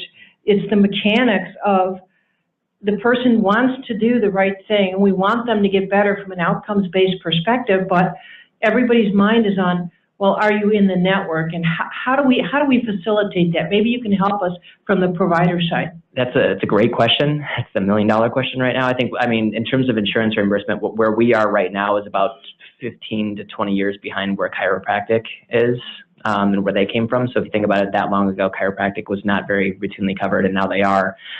We are working on legislation. Our organizations are trying to push for a little bit more of that. It's a tough one to answer, honestly. I do have some providers seeking me out. It does not happen very often. It's more so, if I wanted to, I would have to approach a insurance provider and ask them if I could become a network provider. With the way that my practice is structured, we run a volume practice, so I charge much less than most acupuncturists do in the Chicagoland area. Usually it's anywhere between $60 and $125, give or take, for a treatment. I charge $50. So I believe in the ability of people. Right, yeah. I just need to be reimbursed for that. But I like to be able to see people, especially when they're paying out of pocket, often enough, because it is predicated on the possibility of someone coming in to see me once a week at the very least in the beginning, and then spacing treatments out as you go on. So I need to have people be able to afford my care in order to get better. It reflects on me better that way too, if they're seeing me more often. And I think this is a challenge that all clinicians, especially standalones like yours, face in this country today. Cheryl. Yes, hello. Thank you for this wonderful presentation. You talked about stimulation and there's the 10s, there's the First RX. Do you foresee the benefit of individuals having their own stimulation, so when they're in the middle of the night not able to sleep because of pain, that they could use it, but then augment that with ongoing treatment? Sure, yeah, absolutely. So there are commercially available TENS units that you can buy on Amazon that are about $100 a piece, and that is certainly an option for patients with chronic pain. It is not, as far as I'm concerned, as effective at treating pain as the kind of electric stimulation that I do in practice. Essentially what I do, for those of you who are unfamiliar, is that I'll do a regular acupuncture treatment, you know, say if I'm treating lower back pain or sacroiliac joint pain, I will put the needles in like I usually do, and then I'll connect the needles to an electrical source that'll kind of create an electrical current in the tissue, into the musculature, wherever it needs to go, and that is a little bit more directed in its approach as opposed to the TENS, which is just very superficial on the surface of the skin. Again, TENS is better than absolutely nothing, no doubt about it. It's just not quite as effective as the electric stim. So to answer your question, yeah, that's something that I would definitely foresee as a kind of treatment that you can do at home. Last question. Hi, Gina DeBruin with Health Fitness. I have actually two questions. Number one, how do HSA and FSA dollars apply to treatments like yours? And then the second is, how long are you usually engaged with a patient? So, you know, is it usually a month or 6 months or 12 months? Okay, so first of all, yes, always. HSAs and FSAs are always, as far as I know, reimbursable with acupuncture, so it's just a tax-free way to pay for your treatments, essentially. I have a lot of patients who do use those, and I've never had an issue with it in my 9 years of practice. And I'm sorry, the second part of your question, I'm sorry. How long? Sorry. So it depends on the condition, honestly. The more chronic a condition is, like Dr. Dikaria touched on, the longer it typically takes in terms of outcome to look the way we want it to. What I like to do is set up treatments in terms of like a front-loaded schedule. So I like to see people fairly frequently in the beginning of the course of treatment, once a week, once every other week at the very least, sometimes twice a week if it's a very complicated condition or a very debilitating condition. And the goal then is to space those treatments out. So total contact time start to finish for something that's more chronic could look something like a year, but not necessarily seeing me every week of that year. You know, ultimately I want to land on seeing patients every 4 to 6 weeks, and that's more for a maintenance type thing. So we want to prevent from recurrence at a certain point, and that kind of helps with the sustainability of the protocol too. Last question again, Wendy. Is Medicare one of your payers? Unfortunately not. Medicare Part D does cover some acupuncture, evidently. It is apparently a difficult program to enroll in, though, from what I understand. So that is something we're working on right now, because it could be absolutely super beneficial for patients who are on Medicare, but we don't have that in our wheelhouse. Right? It's just not part of what we can do right now. I did get to participate in Comprehensive Integrative Pain Congress at Harvard last November, and acupuncture was a huge topic. HHS was there along with our Army Medical Corps, and they are using acupuncture and getting tremendous results from it. So it hasn't translated to Medicare, but I did want behind the curve. You know, our government is moving. They've recognized it as a fabulous point of treatment. Yeah. And with the high cost of specialists, this is more important than ever. So, yeah. Michael and Jasmine, thank you so much. Outstanding information. Thank you. So I am really pleased to invite up our next speaker, our employer keynote speaker. We're going to a break first. There should be, is there still food out there? Outstanding, still food out there, beverages, bio rooms are across the way, and we'll be back in 10, 15 minutes.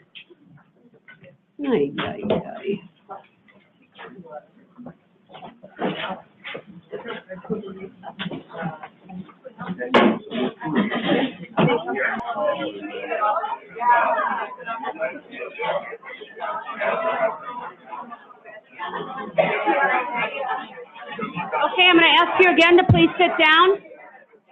I know this is a fun time visiting with the exhibitors. Get a card, move along.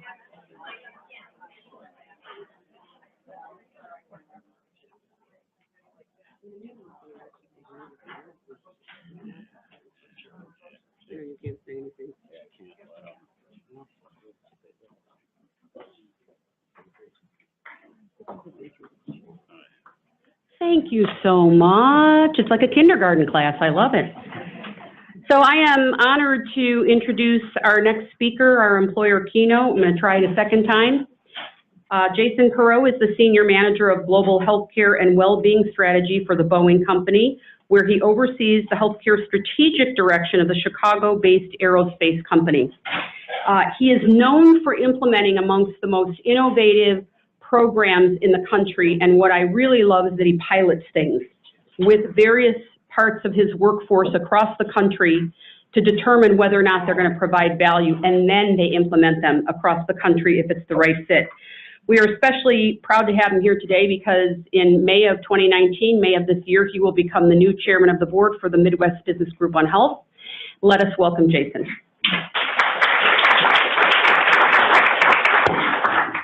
Thank you, Cheryl. Thanks, Midwest Business Group on Health, for putting together this event today, and to our sponsors and all the attendees that are here in person and virtual. A couple of things I wanted to just kick off. First, I would say it's really a privilege to be part of this organization. If any of you are first-timers, new to MBGH, certainly welcome you back. We have an awesome community, and we really have a great networking relationship with each other. So we learn a lot, and we really kind of leverage that, you know, for the greater good. So it's really a privilege to be here. One of the things that I wanted to maybe emphasize is break this down into, you know, three buckets, and take a couple cracks at what are we thinking, what are we doing, where have we been when we think about MSK, when we think about opioids, when we think about pain points, common themes around that. And it was kind of interesting to me on the last presentation, which was excellent. I was thinking in my own mind, just going back to last night, one of my family members had a birthday party at City Winery, and we saw Christopher Cross in concert. And if you want to talk about a stress-free environment, you got to check that out. He's playing one more night tonight. If anyone's interested, I'm sure they got some extra seats open. But at any rate, one of the things I wanted to kind of articulate and lay out, and we've talked about this internally in the past, but we take a simplistic approach on how we try to size up, you know, the spectrum of innovators and solutions. And this is kind of the three things we really put a lot of emphasis around. One is, how can we simplify everything we do? And that cuts deep with our member experience. It cuts deep with our supply chain when we think about our 60+ suppliers across our entire ecosystem. How can we simplify, you know, everything that we do when we think entirely, not just within the U.S., but even for our employees in 65 countries around the globe.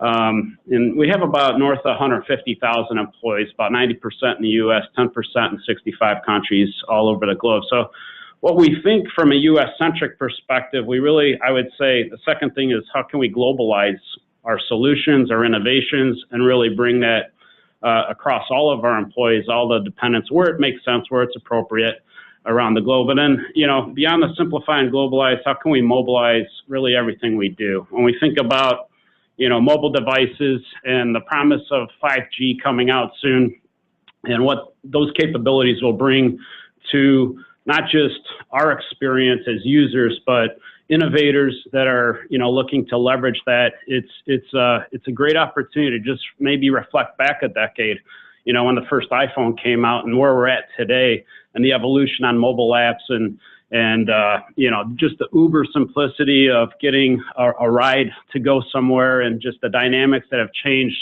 very rapidly. And when you think about faster speeds from a mobilization standpoint, you know, I think there's just unlimited opportunities as far as what does that mean when we think about healthcare. The other three buckets that we tend to put a lot of focus on when we think about supply chain opportunities, innovators, is, you know, what's the true cost? What's the capabilities, and what's the risks? And we really give a lot of thought behind how can we deliver optimal outcomes for our members. When we think about what we've done at Boeing with our direct contracted ACOs across the U.S., that was kind of more focused initially on the triple aim, which was predicated on, you know, improving quality, improving cost or affordability, and an improving service. And, you know, when we think about cost, capabilities, and risk, I'll get into it in a little bit, but there's a number of things that we typically size up with any innovators, and in fact, I'll just jump right to it. I'll skip over to it. And this might be helpful for some of the vendors, suppliers that are here as well. So first and foremost, is Boeing as an employer the right audience for this solution that we're looking at or not? In some cases, I would say in the last 2.5 months, I've looked at over 200 different innovators across the whole healthcare, well-being, data analytics, supply chain. And I would say in some cases, they're probably better suited for maybe health systems or providers as opposed to a large complex employer. Secondly, does the vendor have any validated clinical outcomes, published studies, peer-reviewed journal articles, et cetera? When you think back to, there's been a lot of, I would say, shows on HBO and ABC about Theranos with what, they tried to do and how they failed. And there was so much interest and pent-up investment and demand for, something as simple as the Theranos solution. But, when you look back on it all, there was nothing that was validated or peer-reviewed or published that held any weight behind what they were pitching. So when we try to look at innovators that are really new, it might be too early in the game where they've even got to a point where they've had any traction and experience to even publish anything or validate what they think in theory is going to deliver a better outcome. So generally that'll be a red flag to us if we don't have something that we can trust that's been proven. Thirdly, does the innovator or vendor, do they have any major employer clients that have the size, scale, complexity to the likes of a Boeing? And if not, that's okay, but it really kind of helps us if they have any experience dealing with very complex, large clients that have, union and non-union populations and all demographics and a lot of different needs. So that's something that's very important for us just to kind of understand. Does the vendor integrate well? And do they have relationships with, some of our, I would say, so-called hubs or major suppliers? When I mentioned that we have north of 60 suppliers in our ecosystem, how can we simplify that experience down to some hubs or front doors for our user experience? And how do we integrate all the data and all the handoffs between our various suppliers so there's no blind spots and it's not fragmented and siloed? The other thing we do give some thought around is the vendor solution meaningful and compelling, or is it too narrowly focused?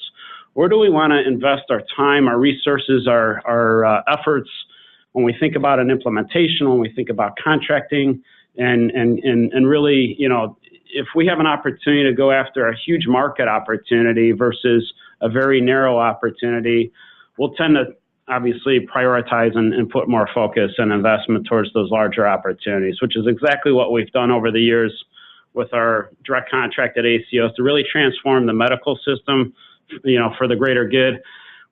For several years, we've direct contracted with centers of excellence. In fact, last week, I would imagine some of you, but if all of you have not read it yet, check out the Harvard Business Review on the Walmart case study. It's an excellent read. It's the deepest detailed evidence that Lisa Woods and her Walmart team have put forward about their experience with their COEs and how it's driving better outcomes and reducing costs and reducing waste. Just a couple years ago at our annual conference, Sally Wellborn, who was head of Walmart benefits, was a keynote speaker, and a key point of her focus and messaging was all about driving waste out of the system.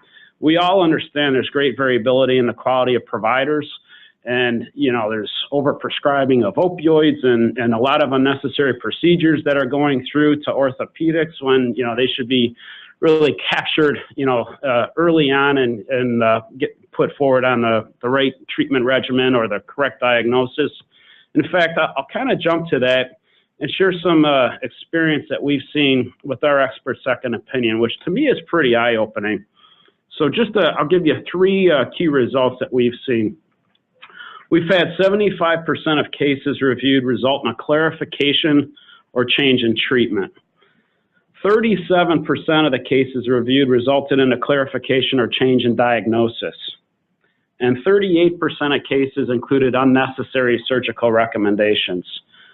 So when you just think about those staggering statistics, misdiagnosis, suboptimal treatment regimens, and unnecessary, high-cost, typically, surgical procedures, it just goes to show you that there is a lot of opportunity to drive waste out of the system and try to take an effort to steer members to high-quality providers and fully leverage expert second opinion and treatment decision support solutions for your members if you're in the employer seat. So circling back to, I kind of netted out 6 key areas that we look at when we kind of size up innovators. If the short answer is yes to all 6 that I laid out, then we'll actually take a look to start to explore a bit further and look under the hood and kind of figure out, all right, is this something that we seriously want to continue to pursue or not? Do we want to push it back to maybe a later point in time? So we're constantly dealing with, I would say, challenges within our pipeline and resource constraints and other priorities within the business that we have to contend with from time to time, like any employer certainly does. So let me take a moment to kind of share a little bit of insight on our Advanced Opioids Management Program. Cheryl mentioned opioids earlier, and I think this is a very timely topic for any employer. It's been a problem for far too long. And we've seen some really meaningful outcomes and great results, I would say, in the last few years as we've kind of, embarked on a journey to really try to drive better outcomes and drive waste out of our system when we think about opioids. So going back about 3-4 years ago, we launched an educational pilot that was just for our members that were first-time prescribed opioids. And there was educational outreach to educate our members about the risk of opioid addiction. There was outreach to the providers, the prescribing physicians as well, to just make sure that they were aware that, does this individual truly need a 30-day supply of opioids, or is a 5-day supply, more appropriate? So that was really interesting. Over about a full year, we measured the results, and just based on that educational pilot alone, we were able to reduce the opioids dispensed to our members by 30%. And that pilot actually served as one catalyst amongst many others to kind of leverage our PBM in a better path forward to develop their own standard opioid management program. So when we saw what they were looking to propose to us, we thought we could do better. So what we did was, instead of a 7-day supply limit for first-time prescribed opioid patients, we decided to cut that back to 5-day supply. Instead of 200 milligrams morphine equivalent daily dosage, we started at 120 milligrams. And, when we think about the implications about every extra day of supply, the risk rises exponentially as far as opioid abuse and dependence. So over time, what we did was we quantified out how we were doing with our results based on this new program that was customized for our members relative to what we were seeing in the marketplace, looking at PBMs and what they were publishing and providing press releases around. The short answer is we saw superior outcomes and results within our opioid program relative to our PBM's results.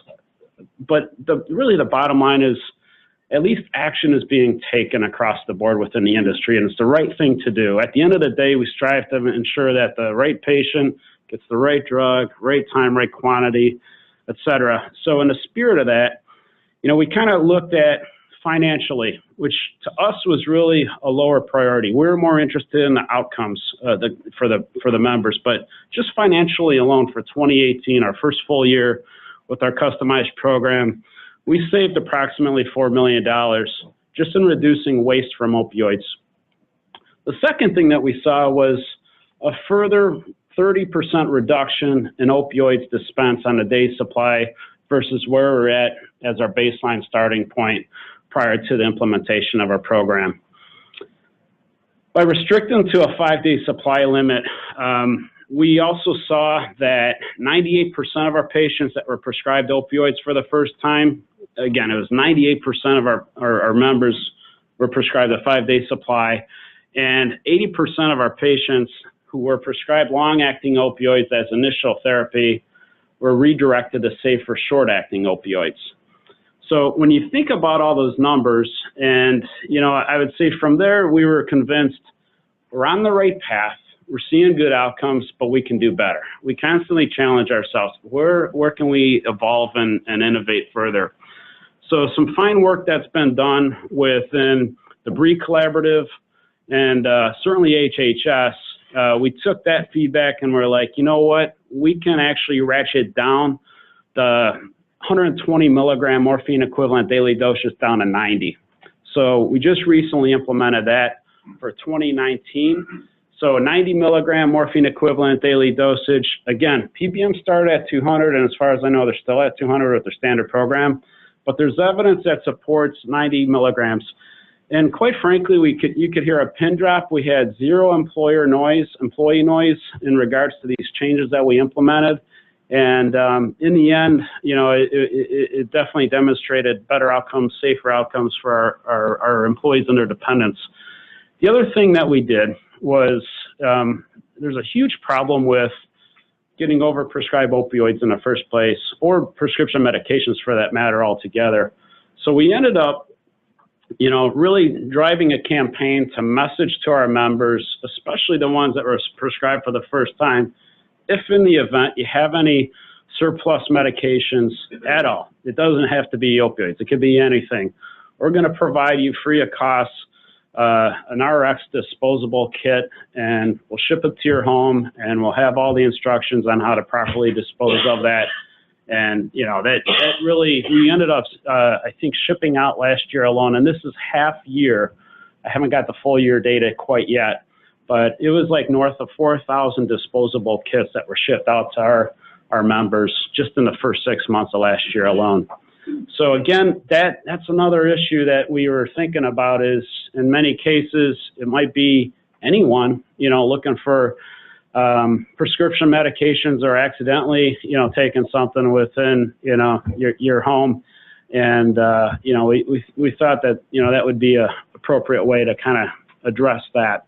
So to go one step further beyond all that, and that was more, I'd say, PBM focus, we looked at all 5 channels of our supply chain. So we looked at medical, we looked at behavioral health, we looked at dental, we looked at PBM pharmacy, and we looked at employee assistance program.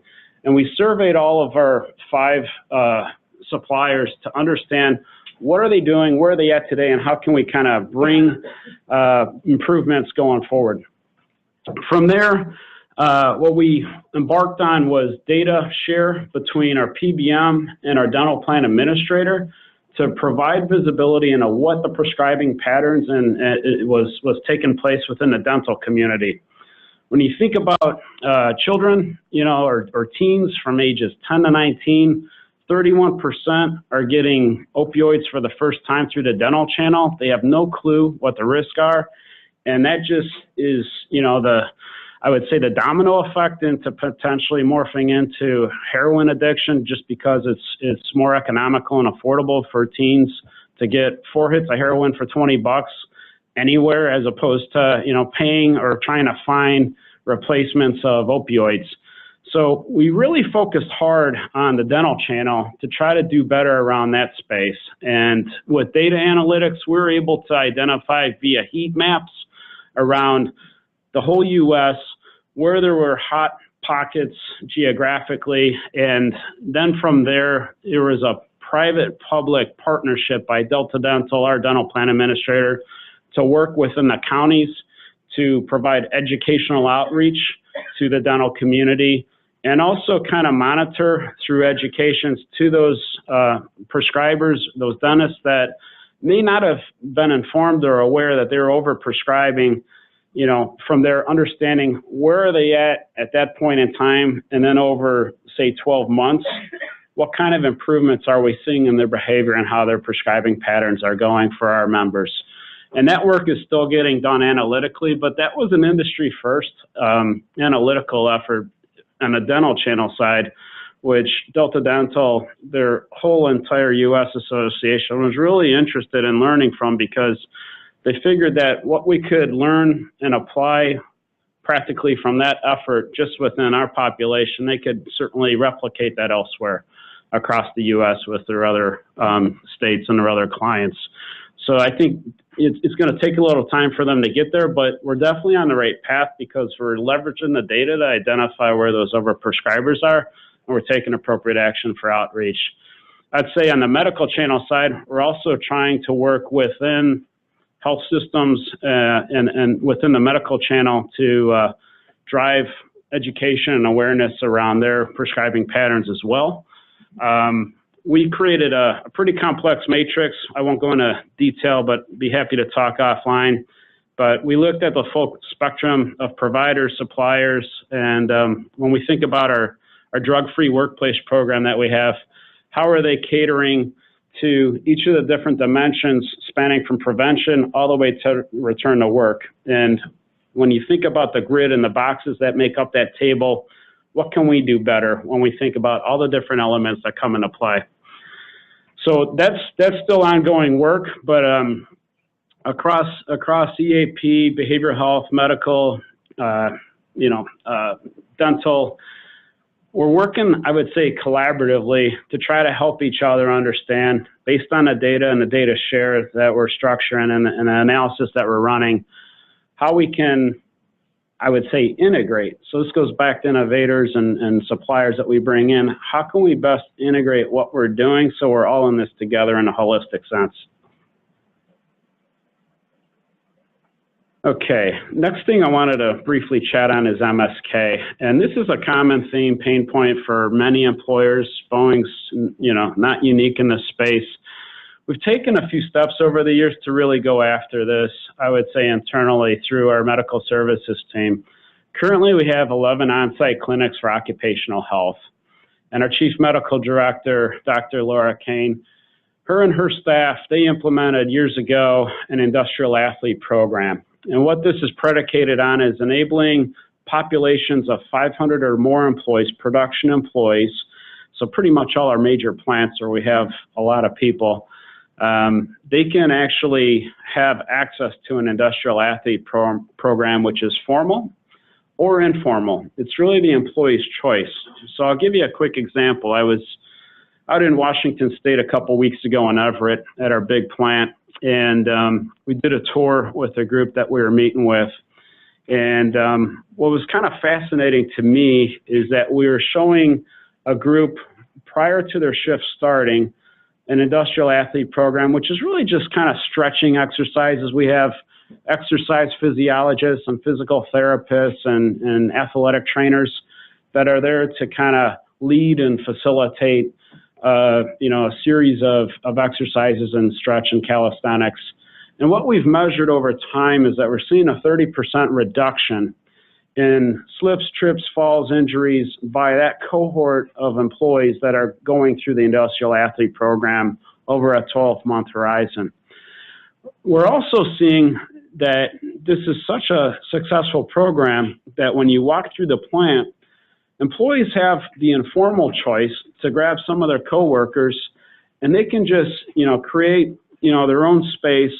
We got some designated areas, but I mean, they can actually go on their own without a leader leading them because they've been through it many times before, and they can informally just kind of take some time to work through, everything that they normally would do in the more formalized session in certain areas.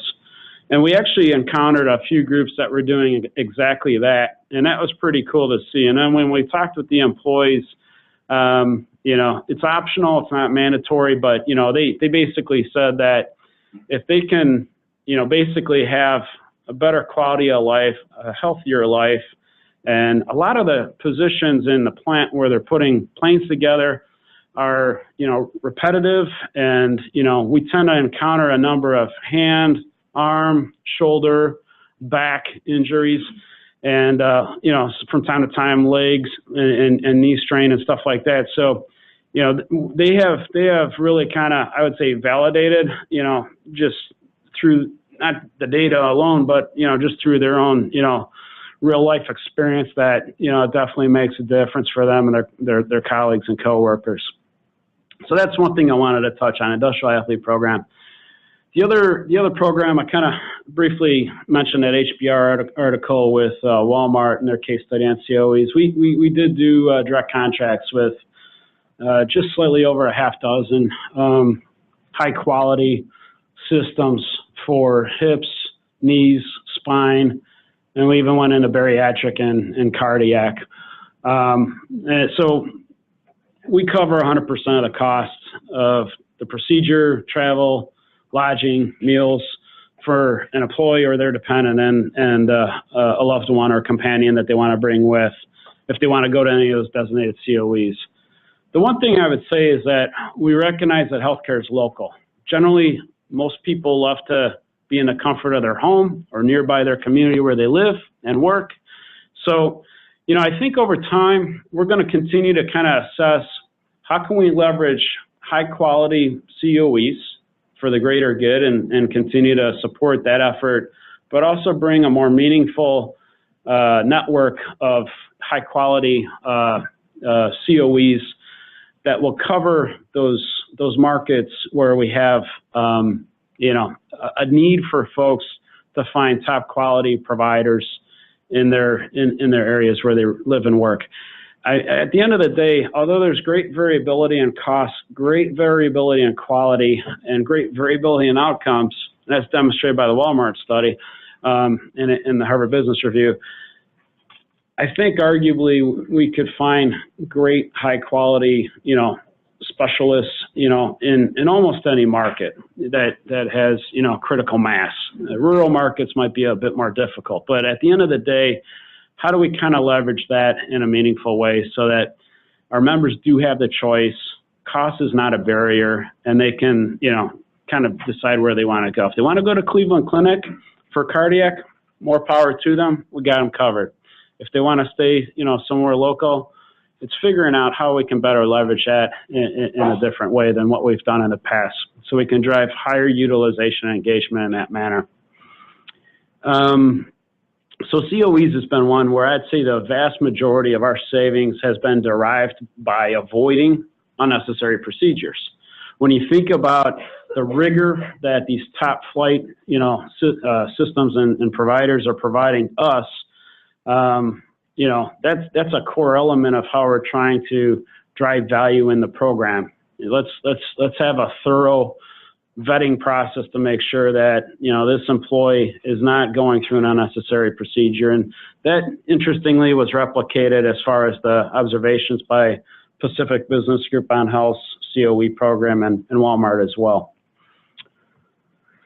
So those are a couple areas. I think as we look ahead, where do we go from here? When we think about MSK specifically, you know, we have an opportunity, and we're seeing a lot of growth and interest by large employers to bring more on-site clinics to their locations.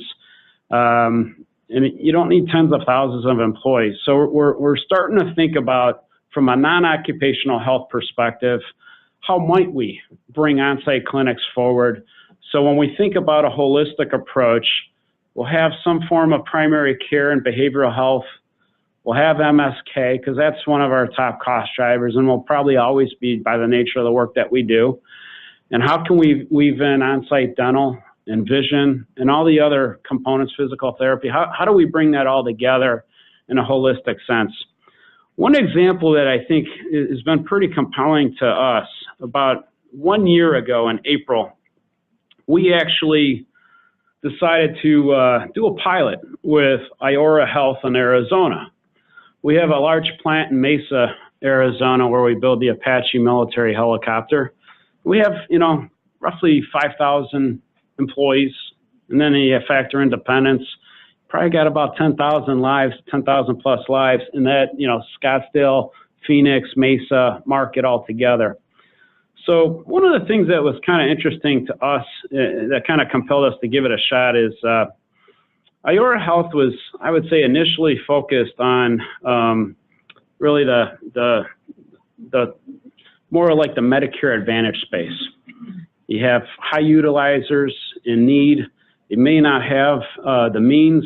So what Rashika with Iora Health did was he kind of concentrated on lower cost of living markets. He didn't go to Scottsdale. He went to other markets within the Phoenix metro area that weren't maybe as affluent, and he wanted to really kind of target in a holistic sense a different model when you think about primary care integrated with behavioral health.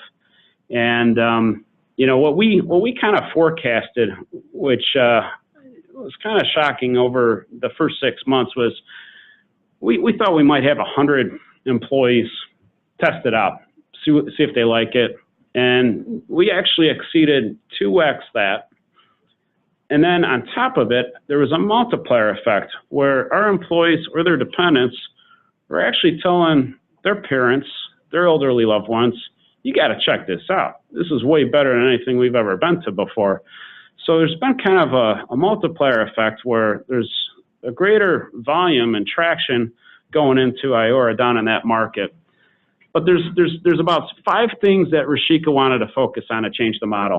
So, you know, he has a care team that was oriented on Medicare Advantage, but he said, you know what, I'm absolutely willing to work with an employer payer. So we're like, let's give it a shot. So he developed a value-based direct primary care model focused on relationships with care teams that include physicians, health coaches, behavioral health specialists, nurses, and a clinical team manager working together to treat the whole patient. So again, we launched Iora in Arizona in April 2018 with strong results, and there was a quintuple aim. So, and this kind of, I would say, paralleled our focus on our ACO strategy as well. So that was another thing that resonated with us.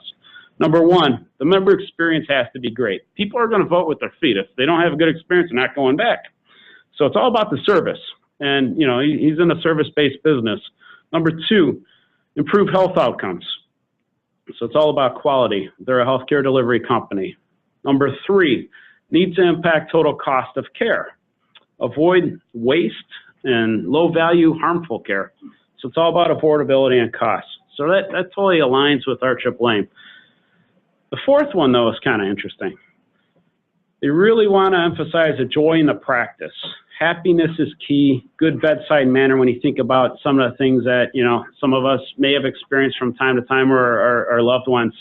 You know, having somebody that really enjoys what they're doing makes a world of difference. And if they can give you more than 7 minutes time and make sure that there's nothing else going on that's undiagnosed, that makes a huge difference. Lastly is do it in an economically sustainable way. So how do you kind of drive that through? So those are just a few of the things that we've been looking at as we go forward. And you know, I'd be happy to open it up for any questions, and we can certainly have some sidebar chats as well. Excellent. Let's thank Jason.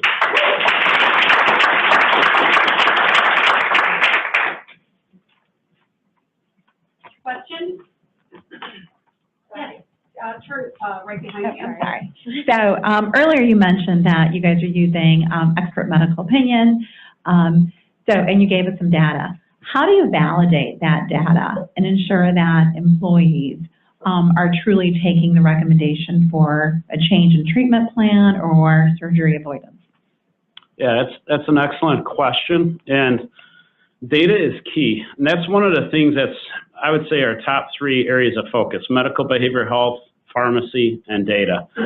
And one of the things that we've, I would say, demanded out of our supply chain, including our expert second opinion vendor, is tracking the outcome of, because we don't have a, I would say, a mandated need for our employees to use expert second opinion. So today, it's really passive. If they want to use it, it's great. We encourage it. We, you know, probably over communicate it from time to time, but in the end, we have them track the cases, and they work directly with our medical plan administrator to kind of understand what was that continuum of care and what ultimately transpired.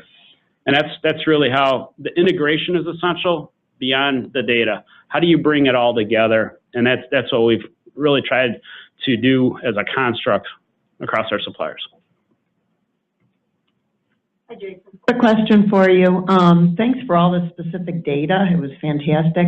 You mentioned the disposal kits that you were sending out. Great idea. Where do you get those and how expensive are they? Yeah, so the way we looked at it is the cost is irrelevant. It's the right thing to do. We actually, that was another demand that we made of our supplier, our pharmacy benefit manager, because we felt it was important. It's been well documented that, you know, if you have excess meds, it doesn't matter what, you know, there's always a little one that might get to it or somebody that's looking for it, or if you have an open house. I mean, when I moved out of Texas back home to Chicago in 2013, that was the first thing our realtor, our real estate agent told me is, you would not believe in DFW how these open houses, if you have any pain meds, they're just flying off the shelves because people are looking for that. So we really wanted to address that head on, and that was just baked into the program. So it's free to the member, there's no cost, and it's something that, you know, is the right thing to do, and that's kind of how we looked at it. Yep. To piggy off of what Karen had said, my question, Jason, is of those disposable bags, where is it? Is it disposed safely in refuse? Does it get shipped somewhere? And if it gets shipped somewhere, do you get information back as to how successful was it, as opposed to just not a money thing, but you're hoping that they do it, but it may not necessarily be successful? Yeah, that's a great question, because oftentimes our challenge with any of that last mile data tracking is that's a great example of that. So I don't today have a real good lens or visibility into, so what, we ship 4,000 of these disposable kits out. Who really did something with it and how is that tracked? That's, I would say, a blind spot that we're hoping to find a way to address in some kind of way. But there's a couple different ways that they can go forward with those meds. They don't technically have to ship it back to the PBM, who in turn would destroy it. So it's really, and I think with technology, there's potentially a way to kind of track that kind of stuff over time. But right now, we're not as sophisticated as we could be or should be. That's all right, thank you. Yep. Other questions?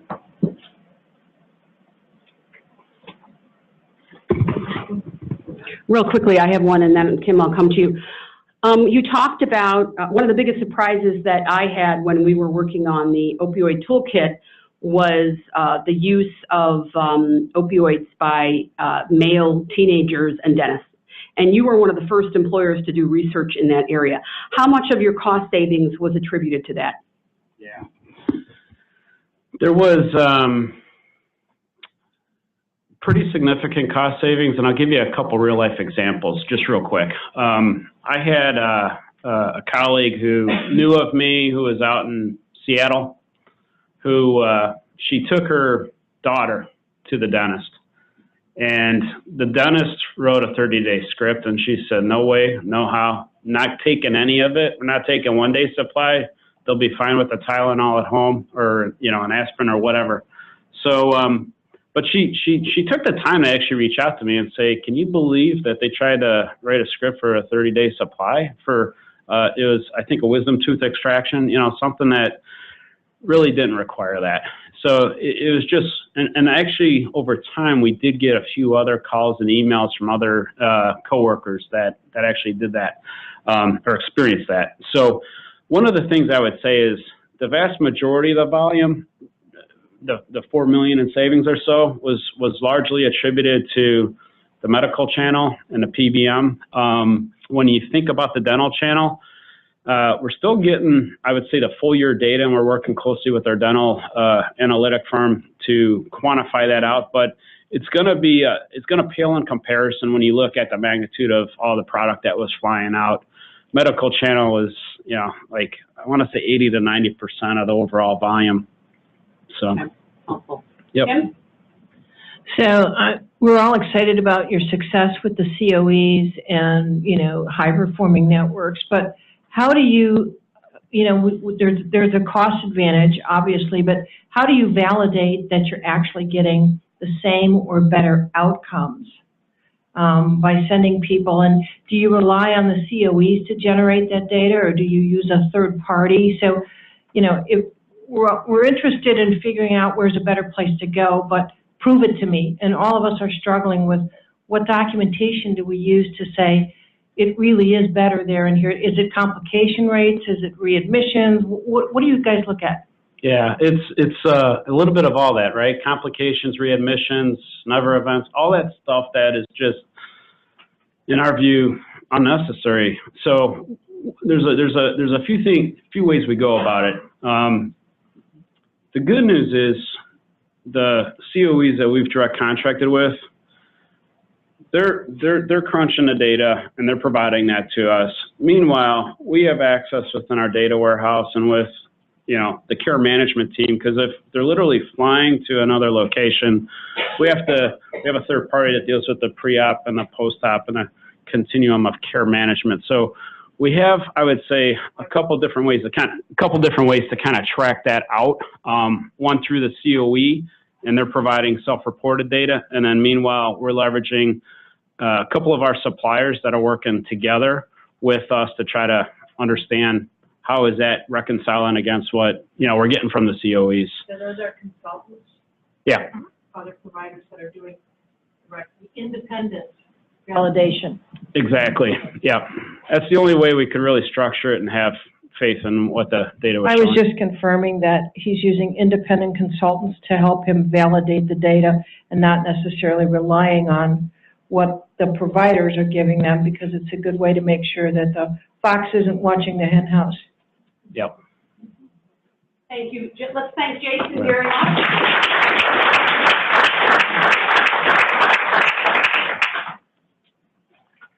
And I'm going to invite my colleague, Denise Giambalvo, MBGH's Vice President, to come up for our next panel, and she will introduce the panelists.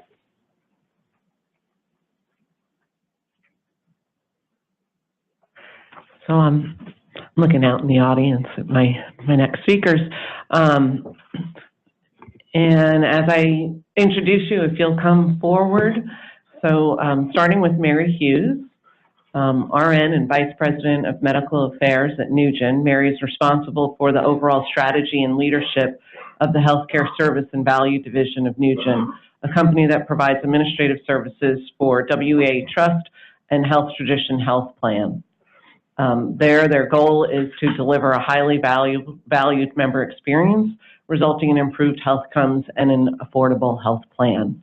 Next is Sue Latang, Senior Manager, Health and Welfare Plans at US Foods. Sue is an HR professional with 15 years of benefits experience, including she implemented a new company wellness program and created a wellness brand logo, Recipe for Wellness. She's responsible to develop and implement wellness strategies and initiatives to drive employee engagement, and leads and manages the benefits communication strategy, design and distribution, and coordinates and engages 70-plus wellness champions across the U.S. And finally, Rebecca Wynn, who's Manager of Health Promotion at Battelle. Rebecca was appointed Manager of Health Promotion back in October 2011. She developed, implemented, and manages the wellness program In Shape, with a mission of engaging Battelle employees to optimize their well-being and quality of life. For the last 2 years, Battelle has been recognized by Columbus Business First as the healthiest employer of Central Ohio. Rebecca is also chair of the Affinity Board at Battelle, which is responsible for improving diversity and inclusion and employee engagement. So thank you to the three of you. They are each going to present a case study, and then at the end, after each one presents their case study, we'll open it up for question and answers. And we're looking forward to hearing how each of you has handled back pain within your organization. And so we should know, is this a different slide deck I need to go to? Where's Mindy? Put the cover slide of this up or just take it out. Oh, I see. I need to just move down. Not using slides now, correct? Pardon? They are. Oh, I'll get it up. Yeah, no, they all have slides. Okay. Keep going. I don't have it there.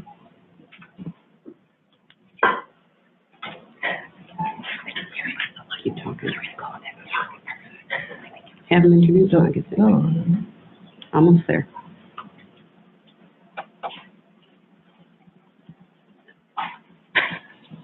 Okay, we're going to figure this Sorry, out. it's just left further down, because we have to get through all the other slides that were done. 5. It's almost. We're almost there. Sorry. Yeah, okay, thank you.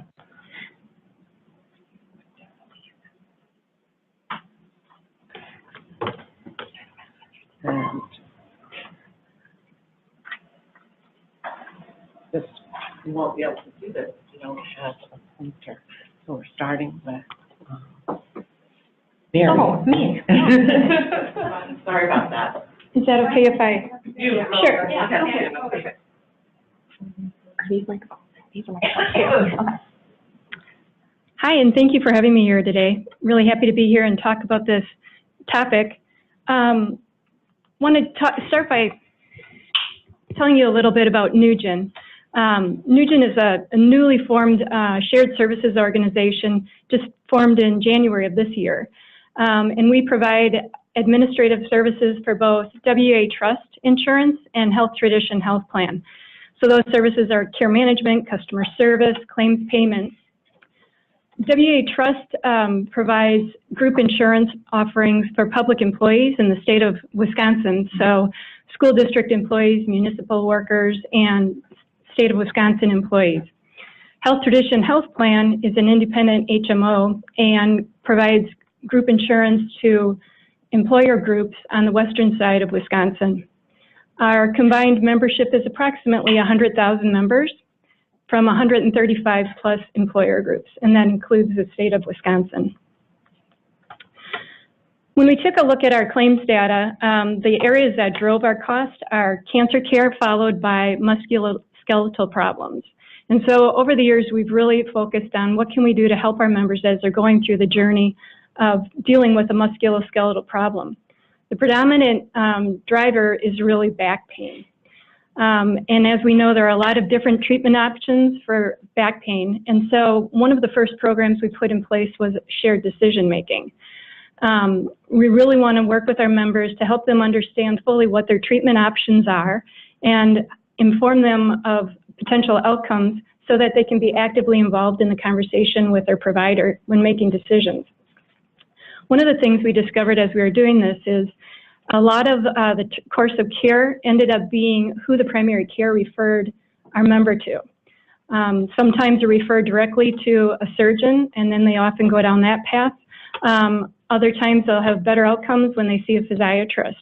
So we really have spent a lot of time upfront helping our members make decisions. We also started requiring prior authorization for MRI and other treatment options so that we could put a little pause in the treatment pathway so we could engage with our members and really inform them of their options. As we started down that path, we saw an opportunity to get a little further upstream and work with more of our members as they encounter a back pain problem. And just last February, we partnered with KEO to implement a back pain program.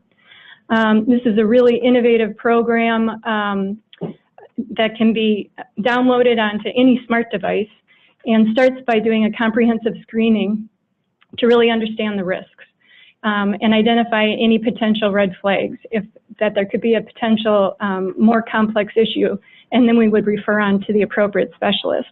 But about 80% of our members are able to move on, and on the platform, a custom program will be developed of progressive exercises. It's a very neat application on a smartphone. There's an avatar that shows our members how to do different exercises, and it progresses through 3 different levels. In addition to having the platform, our care management staff is also there to help our member through the process. So on the back end of the platform, there's a dashboard that our care management staff actually is able to monitor the members that are engaged and how they're progressing. If they fall off, they reach out and talk with the members and help them through that program. The KEO platform is just one of the many different enhanced care solutions that we have for our members. And in addition to our care management and utilization management, we've really focused on some of the pain points. one of the things we heard from our members is it's very difficult to access behavioral health care. So we implemented a telemedicine platform that's used for behavioral health services as well as acute care needs. And so via the telemedicine platform, our members are able to Skype with a provider at their convenience 24 hours a day. We've also know that diabetes is one of our top drivers. And so in addition to supporting our members with some group diabetes prevention programs, we also have access to a smart glucose monitor that gives instant feedback to members based on their blood sugar levels. And it's also nice that it forms a community. Our members can loop in their provider as well as family members to see how they're doing. And it's supported by certified diabetic educators. I mentioned the other biggest cost driver for us is cancer care. We've just implemented a program where we're verifying the diagnosis and staging and the treatment options that are available to make sure our members are getting evidence-based care. Just since we started this in April, similar to what Jason was talking about with variation, of the 450 cases, 20% of those had a wrong diagnosis. So we believe we're really helping our members get safe and appropriate care there. And then we are steering our members to some of our high-value providers. We've got bundled joint type procedures with one of the providers in the state that offers a warranty as part of it, and they have one of the lowest infection rates in the state. When we invest in these programs, we want to make sure that our members are getting value from the programs. And so part of the Keo digital platform here, throughout the therapy sessions, there's a check-in to see how their pain level is. So on a scale of 0 to 10, our members are responding where they're at from a pain standpoint. And we're very excited to show that more than 80% of our members have had a reduction in pain. And you can see that progressing. This chart shows the different levels of the exercise that's progressive. So as they're working their way through the program, they're continuing to have a reduction in pain. As part of the application, our members also give feedback on a regular basis on functional improvements. So they choose, based on pain, what is one of their functions that's decreased that gives them the greatest dissatisfaction. So it's a personalized function that they're concerned about. And again, we're seeing great results here. 100% of our members have seen improvement in that functional ability they identified. And then you can see the progress over the time in functional activity as they progress through the program. Additionally, we wanted to take a look at our own claim data and see what the impact has been on cost and utilization of different types of services.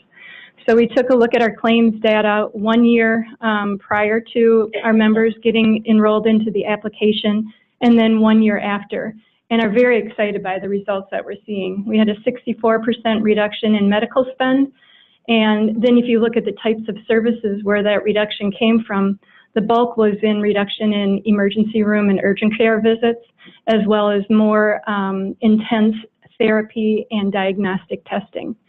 Also seeing a reduction in medications that are typically prescribed to treat back pain. So very excited about this. And I know Keo has experienced this with some of their other clients, so it's consistent results. In addition to impact on functioning, pain, and outcomes on a financial standpoint, our members are very excited about this program and have had a great experience. 79% would recommend the program to a family or friend, and then 92% said the application was really easy to use. A lot of the feedback is it's convenient. They can take the smart device anywhere they go. They can do it anytime they want. They don't have to download or have any new hardware. Very, very happy to have this. And then we have a member testimonial here, been enrolled in the program, and since they've been enrolled, they haven't been to the chiropractor at all. So where we want to go from here with the program is really engage more of our members. So we're looking at how we can get the information to them just at the time that they need it. one of the things we've started to do is incorporate participating in the KEO platform as a pre-approval process with our pre-authorization activity. And we're also in the process right now of looking at plan design options where we can waive some cost sharing, co-pays, or other incentives to engage more of our members. And then we're working very closely with our employer groups to do some co-promotion of the program. And we've started to generate employer scorecards for all of our enhanced care solutions. So at an employer-specific level, our groups can see how many members would have benefited from this type of program and how many are actually participating. So we're hoping that this will drive our employers to help engage their employees as well. So thank you.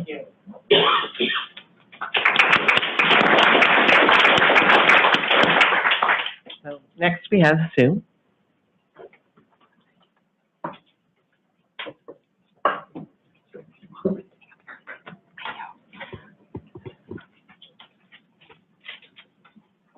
Hi, I'm Sue.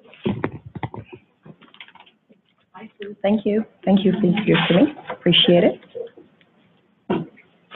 So I'd just like to tell you a little bit about US Foods. I work with US Foods for 8+ years. We're all about food. We're foodies if you haven't heard about us. We're one of America's great food companies with over, oops, sorry. I'm pressing the wrong thing. I'm thinking like I'm on my laptop right now, which I'm on 24/7. Let's just go. There we go. There we go. Okay, there we go. Okay, so we're all about food. Food people made easy. So we're one of America's greatest food companies with $24 billion in annual sales.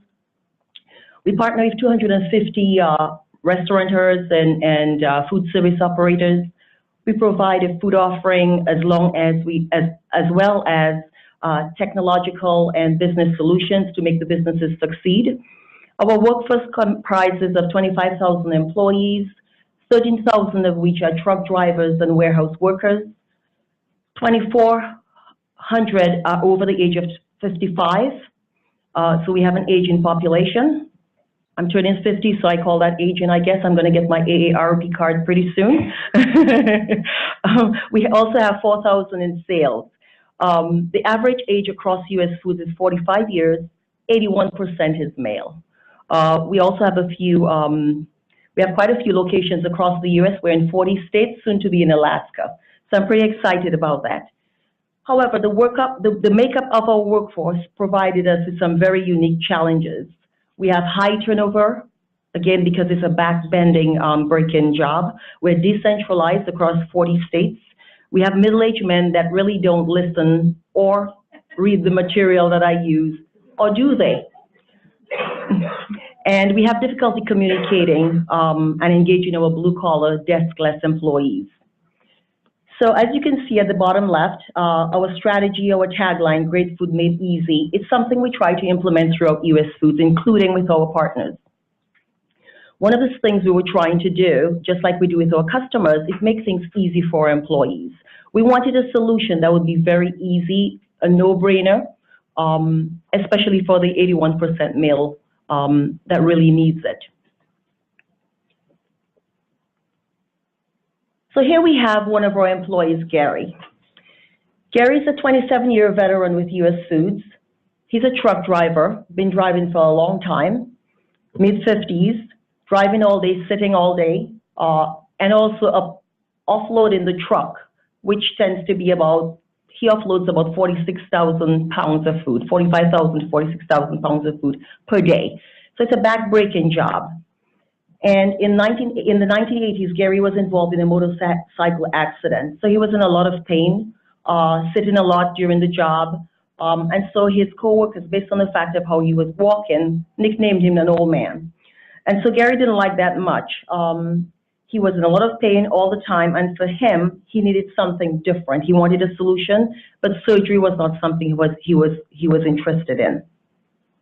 Today, I want to tell you that US Foods has implemented a program, not just for Gary, but for people like myself, because my husband also is using the program. And I'll tell you a little bit more about it, because I too was impacted with someone in the family with low back pain. So we wake up every day, we go to work, and we think, you know, we're just doing this for employees. But this isn't always true. Gary woke up, couldn't walk, had a motorcycle accident, and luckily for him, he worked with a company that really loved their employees and tried to help them throughout their journey with pain. Gary's not alone. How many of you guys here experience pain or have someone who have back pain at all? Okay, we all get it then. As you can see, the incidence rate, 54%. 1 in 2 of our members will be affected with low back or knee pain. And these conditions are very expensive, as you can see on the slide. It's very costly when folks have these type of pains. And so for US Foods, we wanted to find a way to help these people, not just them, but also a bottom line. I mean, at the end of the day, we're in business to make a profit, but our employees come first. Without them, there's no company. There's no US Foods, there's no Food People, there's no Easy. And so you're wondering why all of this takes such a big chunk of our budget. It's simple. Our members are looking for a quick fix. I want that quick pill. I want something that's going to make me feel better today, right now.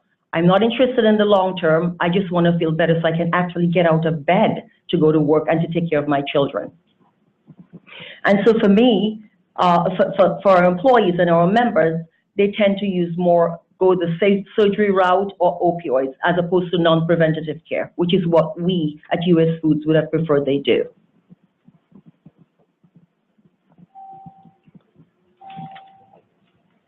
Sorry. So here's where Hinge Health came into play. We're looking at the cost, the claims are rising, employees are missing work, FML, short-term disability, and so we partnered with Hinge Health since 2017. We started off very slowly with a pilot, and gradually, through word of mouth, people were contacting me, asking me for when will they get this new program. And so it's across now 70 locations with 42 members. They're only Blue Cross Blue Shield members we offer it to, and their dependents. And so I'm so proud to be part of a solution where we have 681 participants. And for some of you, you might think, Sue, that's not a lot. For US Foods, that's enormous.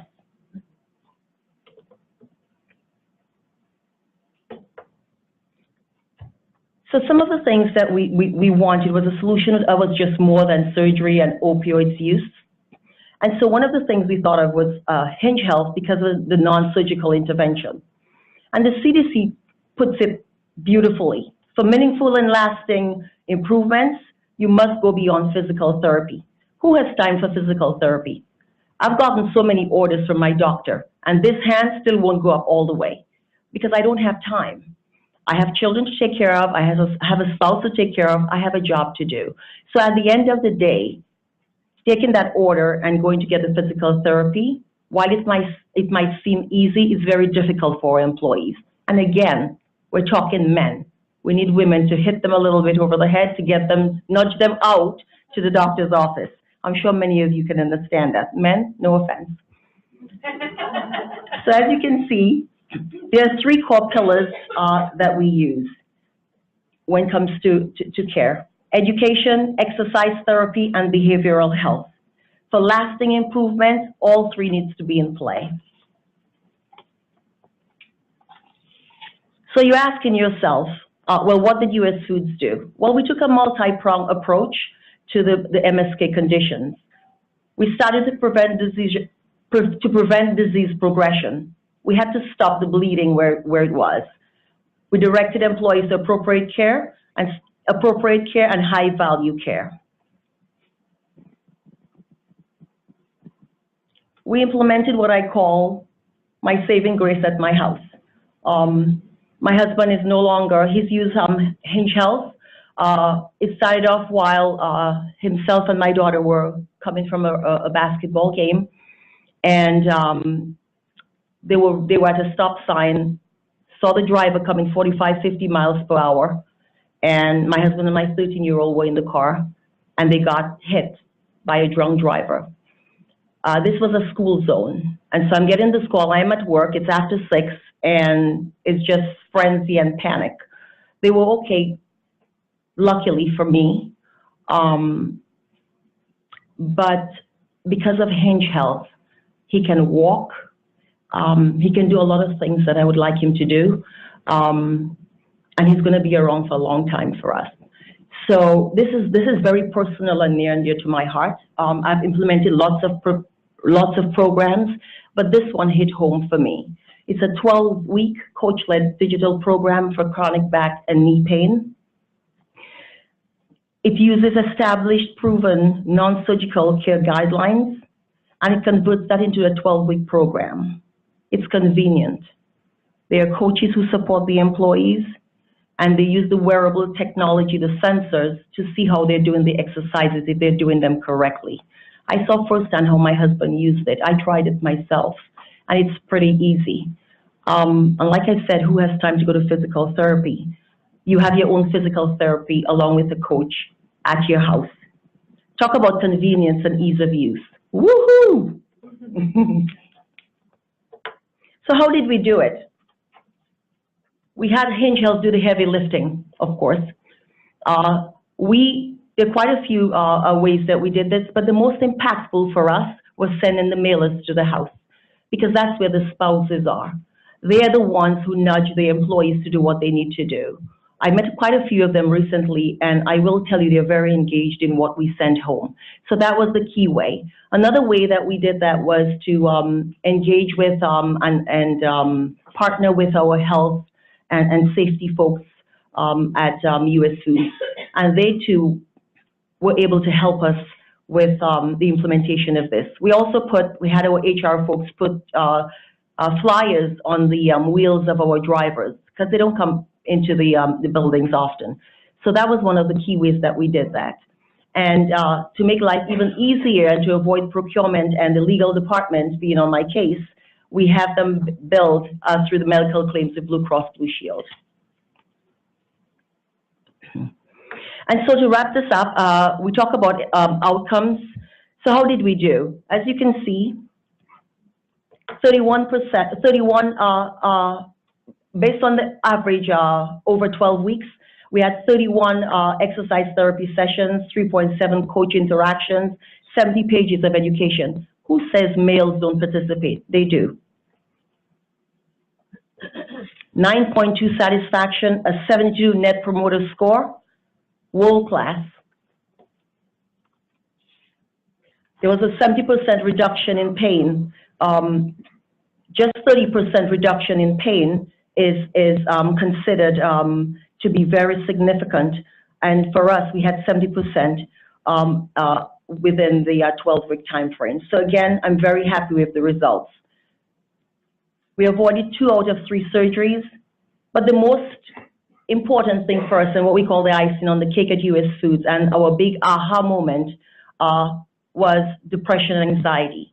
We were thinking in terms of cost, in terms of pain, in terms of FML and short-term disability, but never for a moment did I think about depression and anxiety. I guess my husband must have been hiding it all along, because I certainly didn't see that in him. He was always okay and always fine. So that's one of the things that we saw as a bigger benefit. Absenteeism decreased. Employees, there were less people taking time off from work. And so for us, it was a win-win all around. Remember Gary, our 27-year veteran? Like many of our employees, he's averted surgery. His pain is down, and he's no longer walking like an old man. Couple takeaways. Do something different. The status quo isn't working. We've had traditional case management. It didn't work for US Foods. Our employees would avoid taking calls from the clinicians. Shock the system a little bit. Like my boss says, Sue, how are we going to shock the system today? So shock the system. Do something different. Start with a pilot. You have nothing to lose. If it doesn't work, you don't need to continue it, but start with a pilot. Remember, all of this that you put through, it impacts not just employees, it impacts coworkers, it impacts families like myself. So when you think of implementing a program, it's not just the cost savings, but people matter. And so I just like to open this up for questions, and I truly appreciate you guys and your time.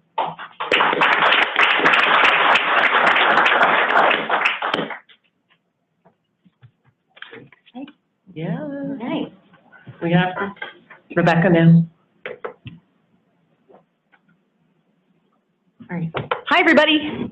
How you doing? All right. I have a lot to cover, not much time, but I believe in practicing what I preach, so I need everyone to stand up. You've been sitting too long, and we're talking about MSK. That doesn't make any sense. So stand up nice and tall. Nice wide collarbones, shoulders down and back, and let's do 3 deep belly breaths. If you don't know what a belly breath is, put your hand on your belly. When you inhale, it should go out. When you exhale, it should come in. So let's breathe together. Deep inhale and exhale. 2 more. Inhale, exhale. Last one. Big breath in and out. Doesn't that feel good? All right. Have a seat, please. Yes, thank you for doing it. I hope those of you on the phone were doing it too. I couldn't see you, but hope you were compliant.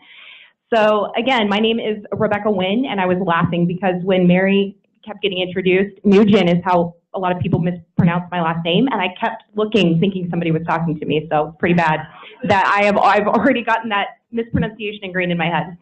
So today I'm going to talk about our low back solution, which is actually our everything solution. We treat all of the musculoskeletal issues the same way, and I'm going to explain that. It's a specific partnership that we have with a company called ROSTI. ROSTI is a acronym that stands for the Applied Integration for the Rapid Recovery of Soft Tissue Injury, and yes, I can say that 5 times fast. I say it all the time at work, so I'm very happy to talk about how this came about for us. All right, so this story starts with this alternative MSK solution as actually a client for Battelle. So for those of you who don't know who Battelle is, does anyone know who Battelle is in this room? Okay, 1 person, that's good, that's better than none. So we're based in Columbus, Ohio. We're actually the largest nonprofit research and development company in the world. We have 2 arms of our business. One is contract research, primarily for the government, and the other is laboratory operations. We manage 7 national laboratories and then I think 1 overseas as well. So I like to say we have a lot of really smart but socially awkward people. It's true. I run the wellness program for these really smart, socially awkward people, and it's my pleasure to do that. So needless to say, one of the big jobs I have is figuring out how to deal with this MSK issue. And I know you understand what I'm talking about because it's a problem for everybody here, is it not? So you can see this is Battelle data, top 5 health conditions, MSK is number 1, and we all know that it is largely preventable, so we've got to do something. So this story starts with an employee coming to me several years ago and saying, Rebecca, we're working on a project for a client, and you would not believe the outcomes that we are getting for them. This is an MSK provider. They've seen thousands and thousands of patients, and across the board, regardless of injury, it is 3.1 visits to injury resolution. Can you believe this? And I said, no, I can't. I don't. And I didn't believe it, which is silly because data doesn't lie unless you're Theranos, which is funny because I was actually watching that documentary earlier today. So, you know, the data was there. I still didn't believe it. He said, we need to bring this in-house for employees. This is a really tremendous offering. I think they can benefit from it a lot. I said, okay, let's prove it. And they actually did that. So in early 2012, I'll show you the, late 2012, I think, I'll show you the timeline. We actually did a small pilot study in-house where this alternative solution came in, treated 10 of the Battelle employees who I knew to have either chronic or acute pain from an injury or otherwise unknown issue. And they went through the treatment free of charge, right? And we did 3 months post-evaluation data and outcomes. And sure enough, even in the N of 10, we replicated the same outcomes that we're seeing across the board in the larger population. Being one of those 10 patients, I got to experience firsthand how effective this treatment is. And from that point on, it was a mission to see how can we get this solution as part of our answers to people who are in pain. So as I was fangirling over Dr. DeCaria earlier, I mentioned, you know, everything she was saying was setting me up perfectly. Part of the problem is that when employees are in pain, they don't really know where to go, right? Do they go to their PCP? We always say in wellness, establish a PCP, make sure you have that relationship. But as she mentioned earlier, when you go to the PCP, they oftentimes have neither the time nor really the skill set to evaluate the cause of that pain and diagnose it properly. So what happens? Maybe you get kicked to a specialist. Maybe you get referred out for imaging that may or may not be necessary or helpful. It sure is expensive, either way. Perhaps they give you medication. Perhaps, worst case scenario, you are recommended for a surgery that you don't necessarily even need. So multiple points of entry into the system, little to no collaboration between providers, and a lack of quality metrics in it. One of the resounding messages I've heard here is people need outcomes data, right? We need to see that it's working, or why keep sending these people along the same path? So with our solution, if you're in pain, we want you to see our alternative MSK provider, or ROSTI. They are then going to use their method, which isn't going to be anything crazy that you haven't heard today, is 30 minutes of manual therapy. Cheryl referenced this a little bit earlier with the shiatsu, very, very intense manual therapy. It's not relaxing per se, right? It doesn't feel like a massage, but sure is effective. So really getting into that soft tissue, working with the fascia, figuring out, what is bunched up that needs to be released, and then 30 minutes of active recovery or active rehabilitation, exercises, stretches, mobility exercises that are going to help you keep this pain at bay for ideally the rest of your life. There is a small part of the population that maybe doesn't respond to this therapy. I think it's roughly 10%. So in that case, or if a condition is too serious that this solution isn't the only answer, you're then referred to a provider, a specialist that is known to have good outcomes in this particular area. Again, having used this myself for probably 5 different things, one of those things fell into that category where it was a chronic issue. I hadn't sought treatment for a long time. I kept working out. And while it was very helpful, I did need a little extra help. So the provider said, hey, I've got just the person for you, referred me out. I started seeing somebody for this specific issue. And the best part was communication was flowing back and forth the whole time. So I wasn't just sort of given off and then, well, good luck. Hope that works for you. And then what I'm going to show you later is the outcomes. The outcomes absolutely support the efficacy of this approach. So measured outcomes, reported outcomes that I can get literally anytime I want to see how our population is doing with this particular approach. All right, so just a timeline. This was a labor of love. As you all know, sometimes these things move at a painful glacial pace. So late 2012, we identified this particular alternative MSK solution. We did the pilot study in 2013. By that fall, we were getting in the post-treatment evaluations to see, okay, you had it done, but 3 or 4 months later, are you still out of pain? We found that yes, this was a provider and a treatment option that we wanted to pursue, but then we had the issue of, oh, they're not in network. So it was, again, a labor of love getting them to be in network with Anthem. We are self-insured, so about 3,500 employees in Battelle Corporate, but across the national laboratories, we have about 22,000. But having them in network was obviously a huge thing. At that point, I'm from Columbus, Ohio. That's where we sit, our headquarters. We wanted this to be a convenient, easy to use, well-promoted service for our employees. So we actually decided to have them on site. I sit right outside the fitness center. It's a great place for a wellness person to sit. And we decided to put their office right next to mine, which is great because people are very comfortable telling me, this hurts, Rebecca. What do you think's wrong? And I'm like, I don't know, but I know who you can see. So they were actually on site for three days a week for quite a while. We've actually been able to decrease that number of days on site, but have the same level of penetration into the employee population. And then in June of 2016, we decided let's incent this a bit further. At the time before this, it was considered a specialist visit, so our plans were paid out of pocket until the deductible was met, and we decided for this specific option that it would be a $30 copay for those on the PPO plan. Those on our high deductible plans still had to pay out of pocket, but you would expect that. The other thing, again, I think that really sets this offering apart is you can really treat anything from head to toe as long as it's a soft tissue injury. And a lot of people don't realize that things are soft tissue related, and they are. So, it's always my first course of referral is go and see this provider. All right. So how do we get the word out? Communication is huge, and they're a fantastic partner in helping us do this, because really my job with this is to be the champion, to set up the opportunities for the education and the outreach to happen, and they do the rest of the work. So for example, in the last month, we've done some health at your desk class, is what we call it, and the providers come in, and in 30 or 45 minutes, we can modify it however we need to. They will show the group of desk jockeys exercises, stretches that will help keep them pain-free, give them good ideas for what to do when they take standing breaks.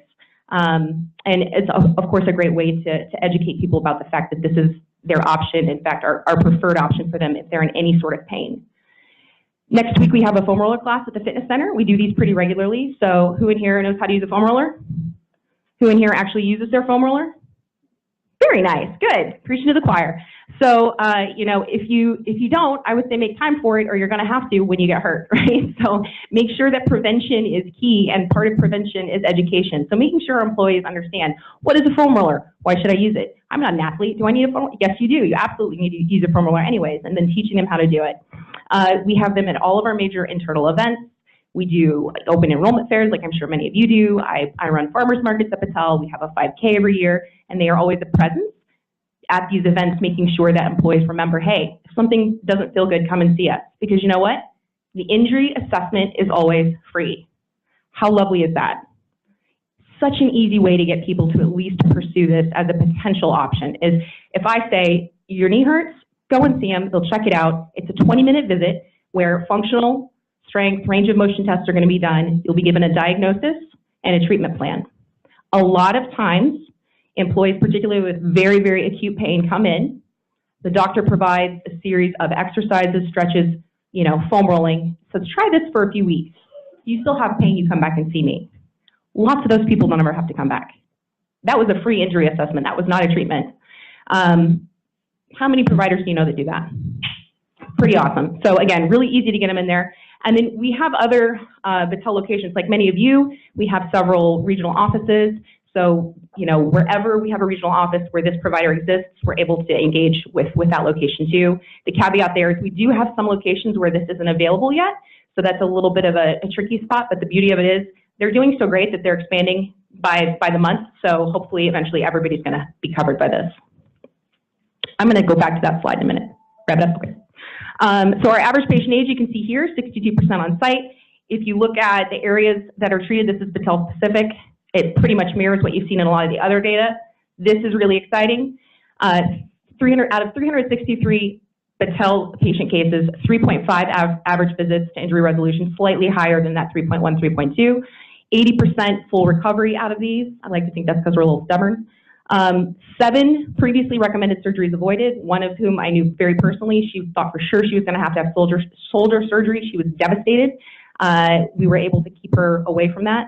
92% reported reduction or elimination of medications previously taken. And then this is the clincher. Even though only 80% saw full recovery, I say only 80%, that's fantastic. 80% saw full recovery, 99.7% reported yes, I would recommend this solution to my friends or family. That is huge, and you see that across the board. If you look at their whole book of business, over 700,000 patients, it's the same thing. Really quickly here, if this is the top 3 bullet points are from a third-party data analytics study that evaluated going to a traditional treatment method versus this alternative treatment method that I'm referring to. 45% reduction in total cost of care, 83% less likely to have surgery, 72% less likely to have high-tech imaging. That is huge. The second table is specific to Battelle. Going to this alternative treatment option first resulted in a significantly lower specialist referral, diagnostic imaging need, and medication need. So the data is right there to show that this is effective. Last but not least, we all have a good testimonial. I had an ACL reconstruction surgery 5 years ago in high school, and my physical therapist at the time completely neglected the soft tissue part of my rehab. I was missing around 20 to 25 degrees of extension. I was pretty skeptical at first with the low amount of therapy needed, but once Dr. Young started working on my knee, it changed everything. I felt my leg unlock almost after every visit, and after only 6 visits, my leg is now straight, and I can work the full extension with the exercise that they provided. This would have taken months and months in therapy to accomplish these results. So that is how we have handled the MSK problem. It is a great solution, and I want to thank everybody here. It's great to hear all of the other ideas too. I think we're on the right path. Have a great day.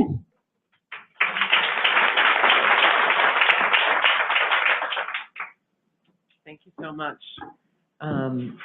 Appreciate hearing everyone's case studies and the different ways in which you're dealing with MSK within your organizations. Unfortunately, we are out of time. So as much as I'd like to open this up for questions, we have to move on because we're on a really tight schedule. So we do have Rebecca Wynn and Sue Latang staying up here for a panel. So if you'll stay seated. And Jason Perot, if you'll come join us. We're going to move on to our final employer panel.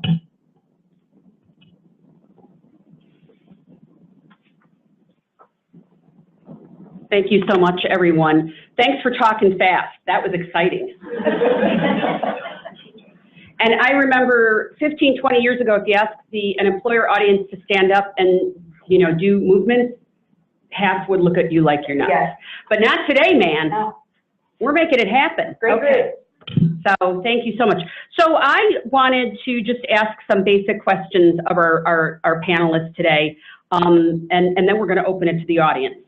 And I want to start with the most basic question, which is, what are your top recommendations for the employer community in addressing musculoskeletal and the related health pain?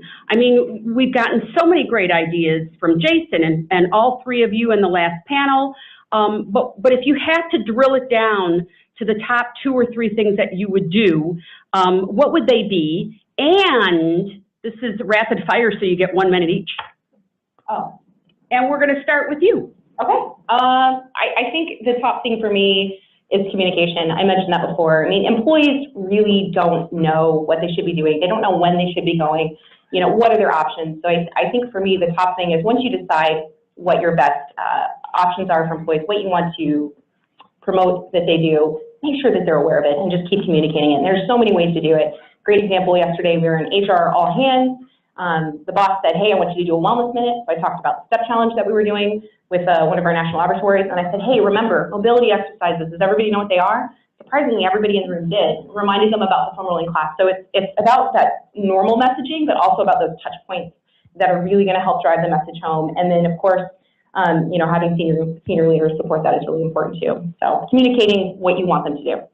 And I just have to add that over the last 10 years, or the last 5 years, we've seen an extreme number of employers focusing on education, health literacy, what we call benefits literacy, that we never saw before, because if you don't have a comprehensive, integrated, sequenced, and reinforced strategy, you're not going to get to them again and again and again. Jason, how about you? I'm going to pass ladies first. All righty. Men do listen. So I would echo what Rebecca said, communicate. There are different ways of communicating based on your population. What works for me may not necessarily work for you. I have 81% male.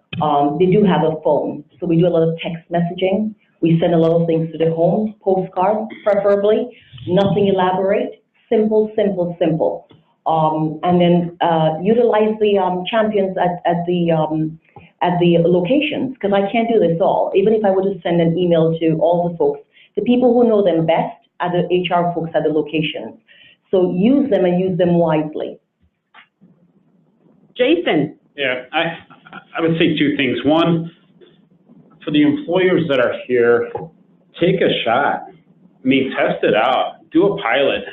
If you really want to see change, all of us have an opportunity to take our best shot and see how it goes and measure the results. So I think that's one thing. I'd like to see a greater acceleration of innovation when we think about these suppliers that are here today and suppliers that are not here today. There's a lot of opportunities for all of us to benefit from, and it's really a matter of sizing up what works best for your company. I think secondly, really making it uber simple so your members, your employees, their dependents can get what they need on the fly. I love the synchronous messaging, text messaging.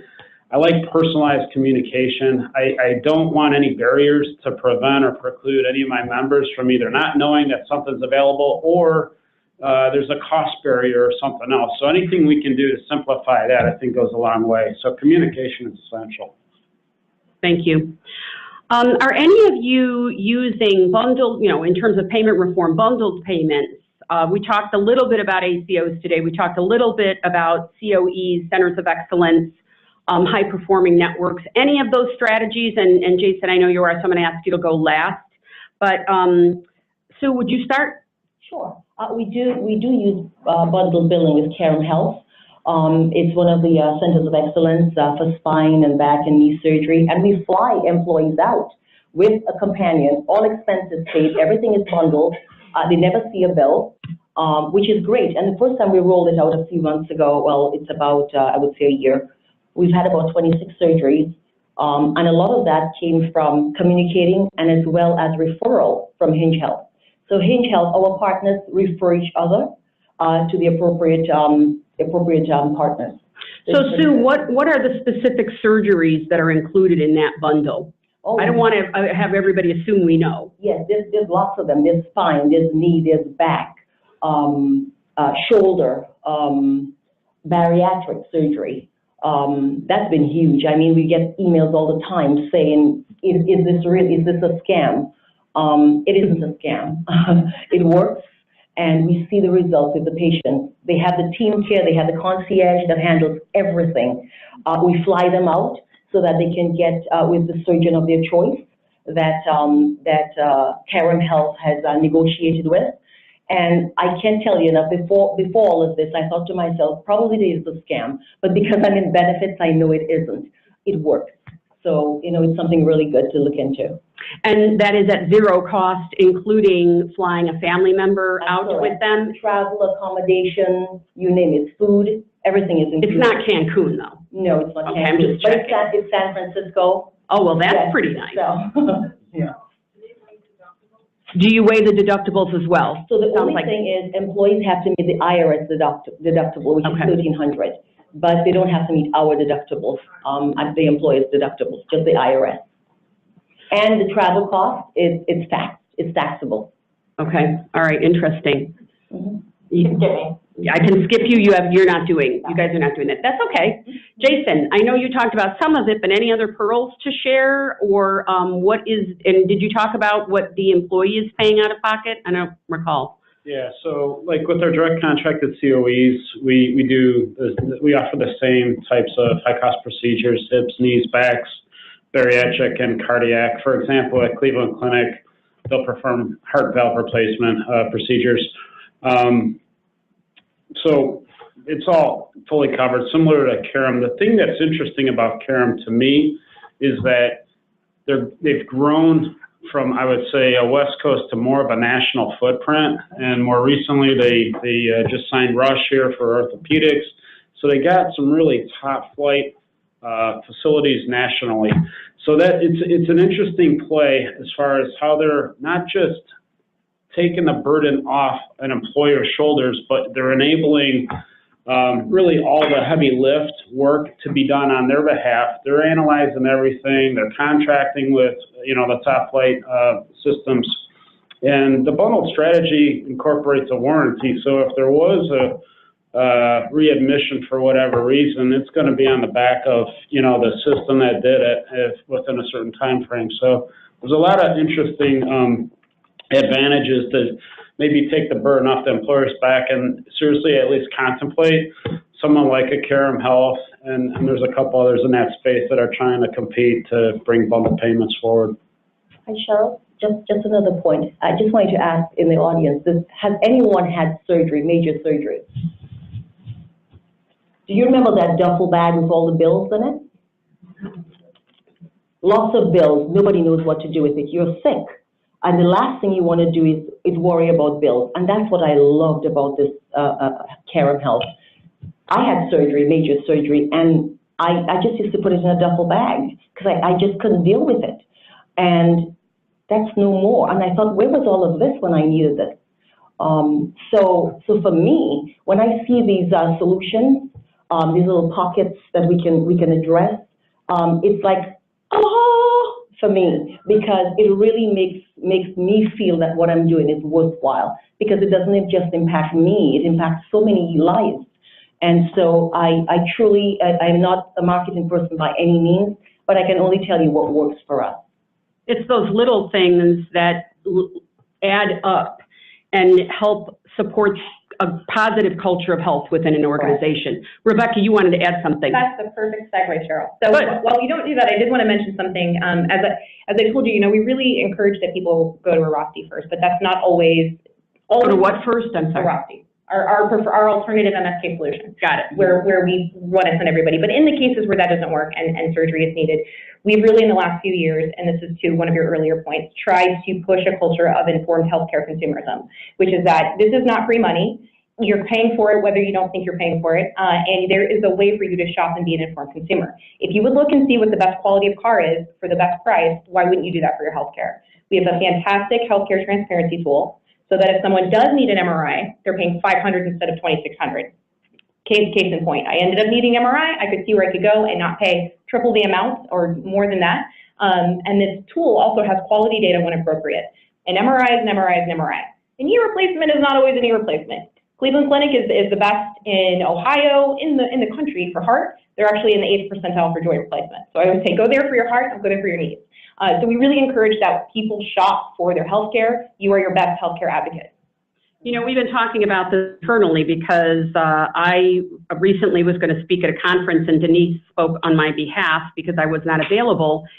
And it was about employer activities with these payment reform areas. And I asked some of the board members and I talked to some employers, what are you doing in this space? And a lot of them said, really nothing.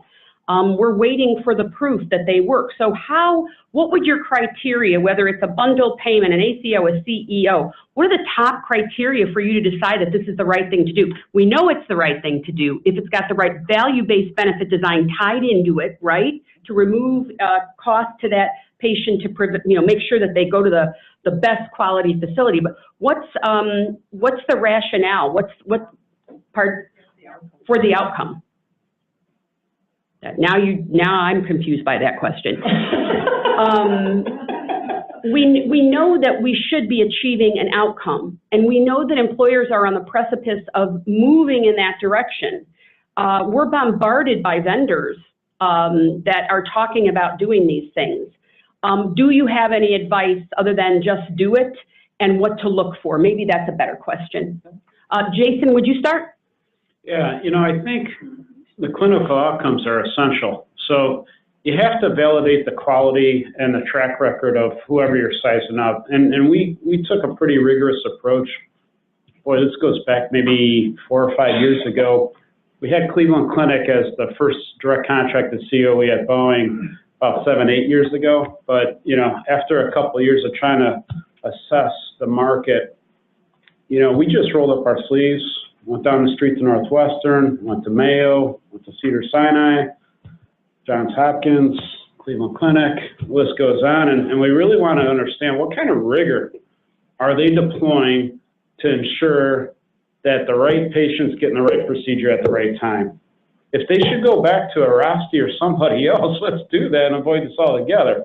So that was pretty important to us. I think if you look within any system, any top flight provider, you'll with the data, you'll find that there certainly is some variability in volumes of procedures that are performed by each surgeon and what their quality outcomes are. So you really got to dive into the data and really understand what they can bring forward. I think the economic model is appealing because whether it's a bundle payment approach to simplify the billing for the member and the other services that can come forward with a third party like a Carum Health, that kind of speaks for itself. So I think there's a matter of some validation that really needs to get done. We brought in some consultants and also our medical services team, and I joined them, and we just really took a consistent approach and looked at a number of different facilities in this market alone even to really try to understand what might we be able to do on hips, knees, backs, and bariatric,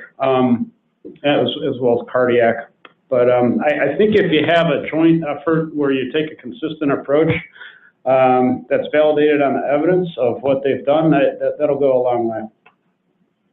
Rebecca, did I ask you or? Not yet.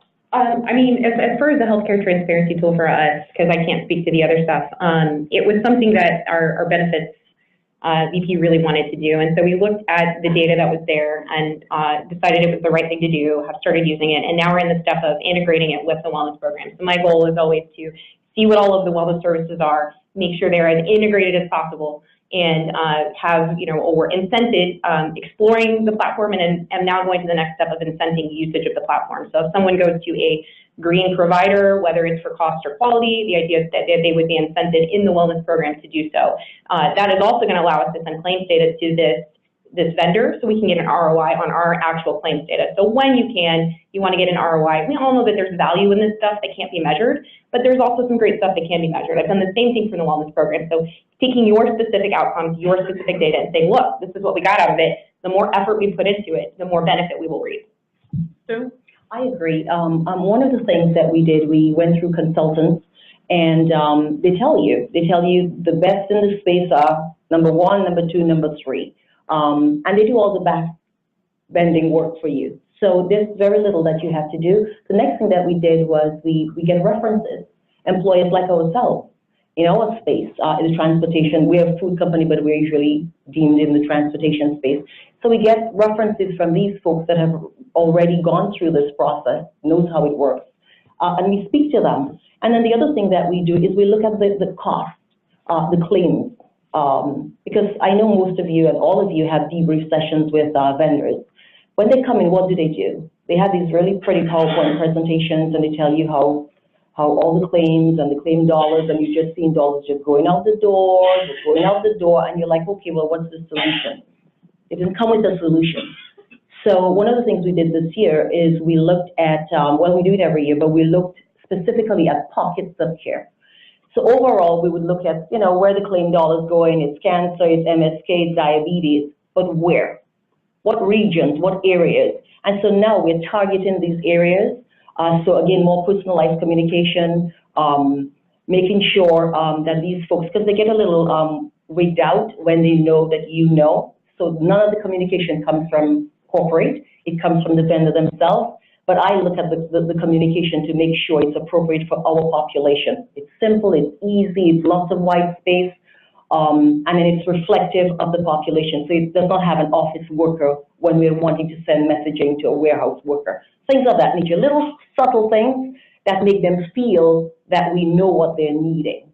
So these are the things that we've done. And so far, I mean, we've rolled out quite a few, the transparency tool, member rewards, so incentivizing folks to go to certain locations. Again, the same way you look for parking, you want the cheapest parking. Why are you going to pay an arm and a leg for MRI because it's company covering most of the cost?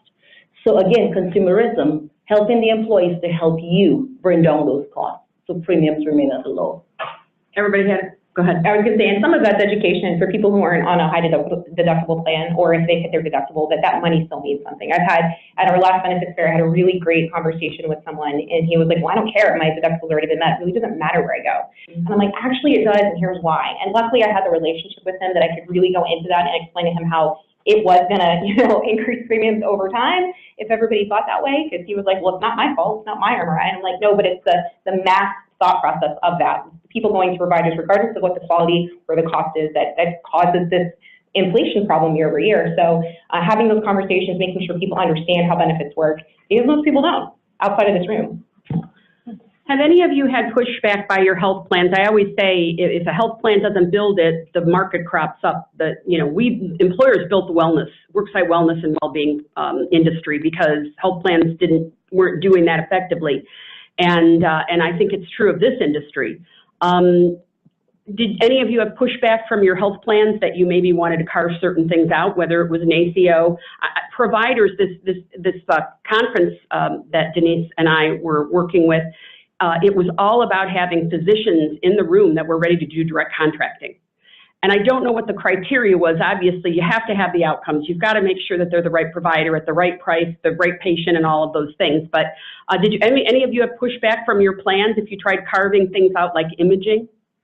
Or no, because of your size, that wasn't the case? Because the average employer, small to medium size, depending on what number you use, they can't do any of those things. We had an issue with the medical provider, but we didn't care. Because I'm with you on that. we felt it was the right thing to do. And so we went with Karen regardless. Because we saw the savings, we saw how beneficial it was for the employees, how easy it was, and at the same time, the medical plan was just looking out for the medical plan. Right. And so they're catching up, but we didn't have time to wait on them. And I was going to say, hopefully it'll make them better or want to be better because now there's competition in the market. Yeah. Exactly, there's competition. Yeah. Jason? Yeah, I think Jeff Bezos said it best when he said margin is my opportunity. And when we look at the high-cost procedures, there's a lot of margin there and a lot of variability. So, when we pursued our route with, direct contracting with COEs and bringing those forward, yeah, absolutely, that, didn't really go too well with our medical vendor either. But at the end of the day, we're just focused on doing the right thing and driving affordability. And, bundle payments is another thing that's been, I would say, very slow to gain traction amongst the larger, medical insurers, carriers. And I don't know why, because I think that if you were to create a framework that made sense where you're driving simplicity and volume, there's clearly plenty of providers that are top flight that are willing to buy into that model as demonstrated by Carum Health and a few others in that. But did the plans want to do it? Because, I'm often told by my employer members, if I can't get my plan to do it, it doesn't happen. Yeah, that's the big tug of war. And, I think with that creates the opportunity to, either A, find another way. And this is no different in pharmacy when you think about PBMs. Right. Many of them have contracts that restrict you or prohibit you from talking with anybody else or carving anything out. And at the end of the day, you should liberate your ability and flexibility within your contract terms and conditions to do what you feel is in your best interest. And you shouldn't be handcuffed by a medical insurer, carrier, or a PBM or anybody else for that matter. Liberate your data, liberate your contracts, liberate your relationships with vendors so that you get what you want and be a collective voice of the employer, which is what we're pushing for. So, yes, Sue. And then, Cheryl, one of the things we decided to do was to implement a database, and we're going through the process right now. So we own our data. Excellent. Yeah. Excellent. So I want to transition over to, we heard this morning from Dr. DeCaria on integrative pain management strategies and how the challenges many good quality vendors and programs that have outcomes to them offer. There's a lot of data on acupuncture, Reiki, not as much. But are any of you integrating integrative pain management or complementary alternative medicine practices in your benefit offerings? And I'll start with Rebecca. Yes, so some. Acupuncture is covered, and that was my referral question. I think, I have to go back and check this, I think that a referral would be needed for acupuncture to be covered. I believe some massage, with the Roxy, it tends to be a more traditional referral after that point if that doesn't work. But one of the best things about the way they think is it's a very holistic approach. So they're really thinking about lifestyle changes. They're talking about nutrition. They're talking about exercise. They're talking about stress. So it is a more holistic approach than it used to be, particularly with them. So some of it, Reiki not, I don't think covered. So we're halfway there. Okay. Jason? Yeah, what's interesting is if you go to like the Bay Area, Silicon Valley, I mean, especially the on-site clinics at some of the places like Facebook, for example, you have physical therapy and primary care, which is about 80% of the revenue generated from that on-site clinic, but you have dental, vision, acupuncture, behavioral health. You got the whole ball of wax, even massage. It's all right there. So we do cover a lot of that stuff, but like the earlier presentation, not everything's totally covered, by the traditional, plans and insurers. So I think with some of the stuff that's out there, it's just a matter of time. But we've generally covered a lot of the stuff that's already mainstream. And I would say one of the ways to get people to use it is to make a referral not necessary. So that's one of the reasons we really like this alternative solution is we just tell people go straight there. You don't need to go to your PCP. You know, we have people who love to go to specialists, but try this first and see what happens. So I'm going to go back with that question about the referral for some of the other stuff. Chiropractics we cover for sure. So, okay. Good. This might be a really easy answer, but I'm going to ask this question. There's been a fair amount of media about orthopedic treatments that use stem cell therapy, using a person's own cells to assist in the healing process. We've read about this for repairing rotator cuff damage, other things. Have any of you done this or would consider doing this in the future? Sue? We haven't done that yet. Okay. Yet is the word. Okay. Okay. Because we've rolled out about 5 or 6 different programs in the last year and a half. And so we're just looking to see, again, the traditional way just doesn't seem to be working. One size does not fit all. Mm-hmm. And based on the data that we're seeing, we need to address diabetes, we need to address MSK, we need to address hypertension. And so we're trying to look for different solutions to meet those needs. But that one, you know, I mean, last year we started covering autism and hearing aids. So, I mean, the sky's the limit. Right, right. Rebecca? No. I honestly was like, when I saw this question, I was like, wow, I have no idea. I know we haven't covered it. I don't think we've had anybody that I'm aware of that's done it. Is it something we'd be open to? Absolutely, as the data starts to really accumulate and support it. But we have a pretty conservative approach to this kind of stuff, so we're never going to be, I don't think, the trend leader when it comes to stem cell medical approaches. But, you know, we would definitely be open to it if it seems to be an efficacious way to proceed. Okay, Jason? Yeah, same. Okay, that's what I thought. But when it was brought to my attention as a question, I thought, I don't know how many people in the audience have even heard of that. I had not. A colleague of mine had. Anybody doing it? Of course, Dr. Zakaria. Is it expensive? I would think it is. Okay. And it's also one of those treatments where I think it has. Dr. Zakaria said, yes, it is expensive. Yes, I do it myself, but again, it's something that is very costly, primarily because of the kit and the equipment that goes into actually getting those cells. There's several different ways to do it, sort of as you go along and get more of those cells. Those could be a little bit more invasive, a little bit more expensive, but it's very important, again, that you choose a practitioner that's going to use it for what is evidence-based, and also, again, at this point, because like you guys said, the research is very limited, but we do have information on who it should be helping and which conditions, based on the timeline of, you know, their injury. At a certain point, it's not going to be helpful anymore. Are there plans covering it, or are they paying for it out of pocket? I don't think anyone is covering it. Okay. So that I'm aware paying of. for out of pocket, out of maybe desperation that other treatments failed. And what experience have you had in terms of the outcomes, personally? Sure. I haven't done lots of it, to be honest. It's still very, very new at University of Chicago. None of my patients could afford the out-of-pocket cost for it. But the orthopedic surgeons were doing it quite a bit down there. On every patient, I would say, that was having a knee procedure got one. And the outcomes were largely based on how far along their arthritis was or their ligament injury. And so it's hard to say, you know, I think the right patient definitely improves. I know a number of patients that have, but there's also a lot of patients that didn't improve with it, and that partially because they were just the wrong candidates for the procedure. So it's a hard question to answer directly. Perfect. Well, you need a microphone.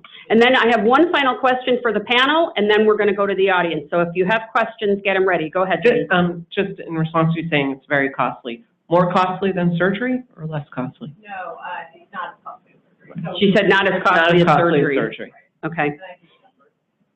What's the number? So for, like I said, there's different. She's going to tell us the number for those of you on the phone. Different stages of it. So the first, sort of the most basic one, is called a PRP injection. It's platelet-rich plasma. It's where you take your blood and spin it down, and it's not really stem cell therapy, although they call it that. We're not supposed to call it that because it's not stem cells. It's just platelets from your blood that have some growth factors and sort of create a reaction that should, you know, regenerate some tissue in theory. That procedure, you know, the kit varies. Again, it's a quality-based thing. You can get very cheap kits that may not give you as good results, and then some more expensive, but it varies between, from what I've heard, $200 to $300 or so for the kit. So doctors are charging anywhere from $700 to $900 or so for the procedure because they have to buy the equipment as well. You know, it's done with ultrasound usually, Does it or include the X-ray. cost of the kit or not? Yes, so they pay the patient will pay that flat rate, and then the physician will cover everything based on that. And then if you do stem cell procedures, like true stem cell procedures, they involve actually going to a procedure room and taking stem cells from either adipose or fat tissue or from the pelvic bone. So that is a more involved procedure. That I've heard doctors charging anywhere from $3,000, $4,000 for that procedure. The kits are the same, but again, it's a lot more equipment goes into it. Thank you so much. Sure. My last question to the panel, is there anything you heard today that was an aha for you or surprised you? 1 minute each, and I'm going to start with Sue. I've never heard of Reiki. You never heard of what? Reiki. Reiki. Yeah. Got it. Oh, good. Yeah, The Reiki people would have been excited and disappointed to hear that. Yeah, I've never heard of it. Yeah. Acupuncture, yes, but not Reiki. Yeah. Look it up. So that was like a aha moment for me. Very because cool. I tend to like, you know, the non-traditional and, or I would say the traditional in terms of, you know, non-opioid use and stuff like that. So something I'll look into. Excellent. Jason. Yeah, you know, I think there's maybe one common theme when you think about these solutions that were presented today. In practically all the cases, it's all about drug-free solutions. We don't need opioids. We don't need pain meds. So when you try to think about where do I go from here as far as bringing potential solutions, you know, to my team, at least try to give a little more maybe thought behind, are these solutions drug-free programs? Because if they are, it's probably going to, you know, be a step in the right direction if that's what you're trying to achieve. Right. Rebecca? So two things for me. One was I really liked, Jason, your industrial athlete program. I hadn't heard that phrase, industrial athlete. I was like, that is so cool, because we have a lot of lab technicians who would really benefit. I tried to get a program like that off the ground several years ago. It didn't work for various reasons, but I love that, you know, lab athlete, technician athlete, industrial athlete idea. So I want to try and play with that again when I get back home. The other thing that wasn't necessarily an aha, but a good thing for us all to remember, it was great to just kind of pull back. Dr. DeCaria mentioned this earlier, but several other people mentioned it, is the role of behavioral health. So when you looked at her data showing that, you know, depression, stress, anxiety is related to this, but then you pull back even further and you think, what about the financial wellness information we looked at? Well, people who are struggling financially are at greater risk for stress, depression, anxiety. How does that play into the role of MSK problems? Pull back even further, how does that further affect healthy lifestyle choices, right? If you are stressed, depressed, anxious, are you sleeping well? Are you making good food choices? Are you taking time to exercise? And so really the big, you know, message of this is all related, and it's not going to be a one size fits all solution, and we really have to think about the whole person and their whole life. Very good. So we're all about, at MBGH, getting rid of the waste in the system, the abuse in the system, the misuse in the system. If we got rid of that, we would probably save between 30 and 40% on healthcare costs. But there's a lot of people out there that don't want to see any changes. I always think back at what I'm doing with the University of Michigan Value-Based Insurance Design Center, VBID Center, with Mark Fendrick. And we came up with the top 5 low-value healthcare services that are being done that don't provide value. And we chose these based on employers saying, I can't do it if I can't get my health plan to do it. So keep that in mind. So vitamin D testing, it costs millions and millions and millions of dollars a year, and it's in every single screening that your company or any doctor's office ever uses. And it may only be $150, but we are spending, but it has, if you do have low vitamin D, you just go to the store and buy vitamin D tablets. It's not a serious injury on you. And there's many other things like that. Another one that comes to mind with our discussion today is the overuse of MRIs and things like that. So an example would be for low-risk surgery, you don't need pre-op tests. And you know how much money we as employers spend on pre-op tests? If it's high-risk surgery, that's a different story. There's a total of 5. I'm not going to go into them, but as we look at the integrative medicine approach, some of those can serve as lower cost versions of the services we're currently offering that are very expensive, like surgery that's not needed or MRIs. So I'm going to open it to the audience. We've got about 5-10 minutes. Actually, we have 6. Who would like to ask our panel a question or share something that you're doing that's unique? Anyone? Yes, please, there's your microphone. So you talked a lot about integration, right? And we all are working on various MSK strategies, and we all have various vendors. How did you partner with your vendors to get them all on the same page as far as when the appropriate time was to engage members? Did you bring the vendors to a vendor meeting or a vendor forum to roll out your strategy and get ideas that way? Or how did you guys work with your partners? Yeah, I'll take a shot at that. For several years, we've, going back from the start, we had quarterly vendor integration meetings. And then over time, as we kind of matured our operating rhythm, we pivoted to semi-annual in-person vendor integration meetings. And now it's, basically April and October, November, where we'll meet in person one time and the other time will be virtual.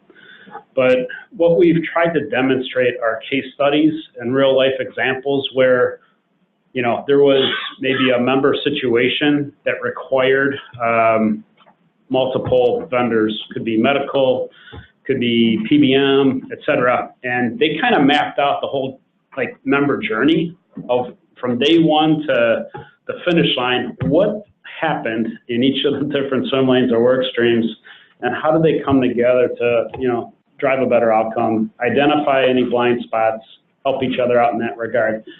And our next meeting's in 2 weeks down in Arizona, and we're going to bring the entire supply chain again. And, I would say it never ends.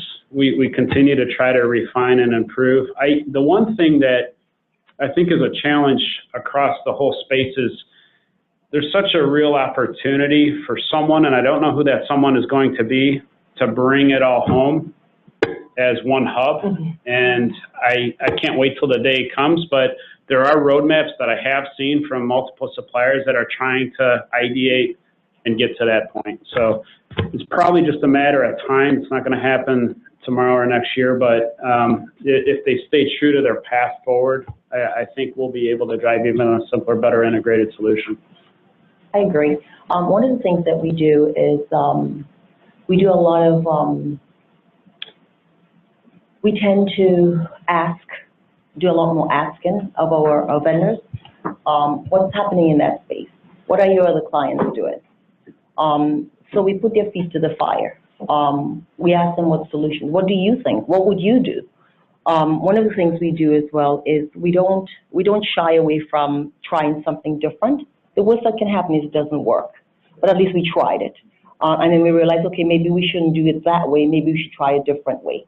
So that's some of the things that we do. The other thing that we've done recently as of the first of the year was have an advocacy solutions program where all our vendors' information was given to our provider, our medical plan provider, and they can do the referrals.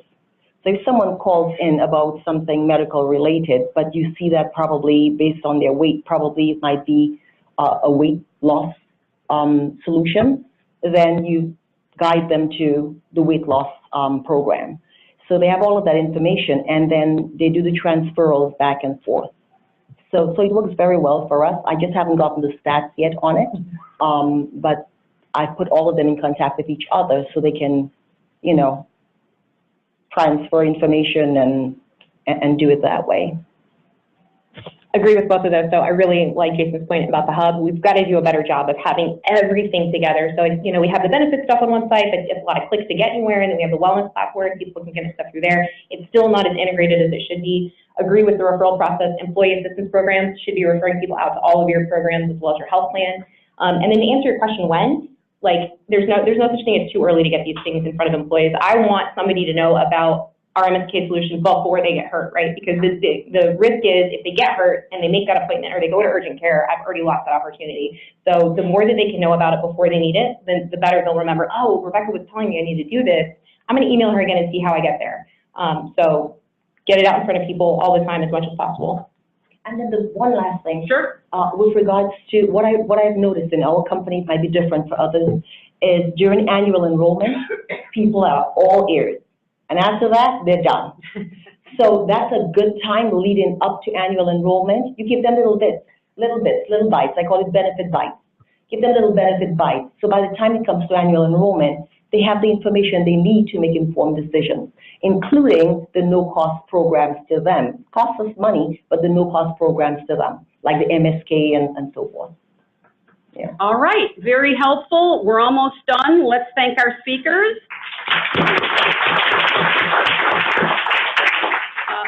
Some final thoughts or comments. I want to thank our sponsors today because they help us underwrite the cost of these events. And if you did not get an opportunity to visit them during the break or this morning, please do so. I think they'll be here for a little bit longer.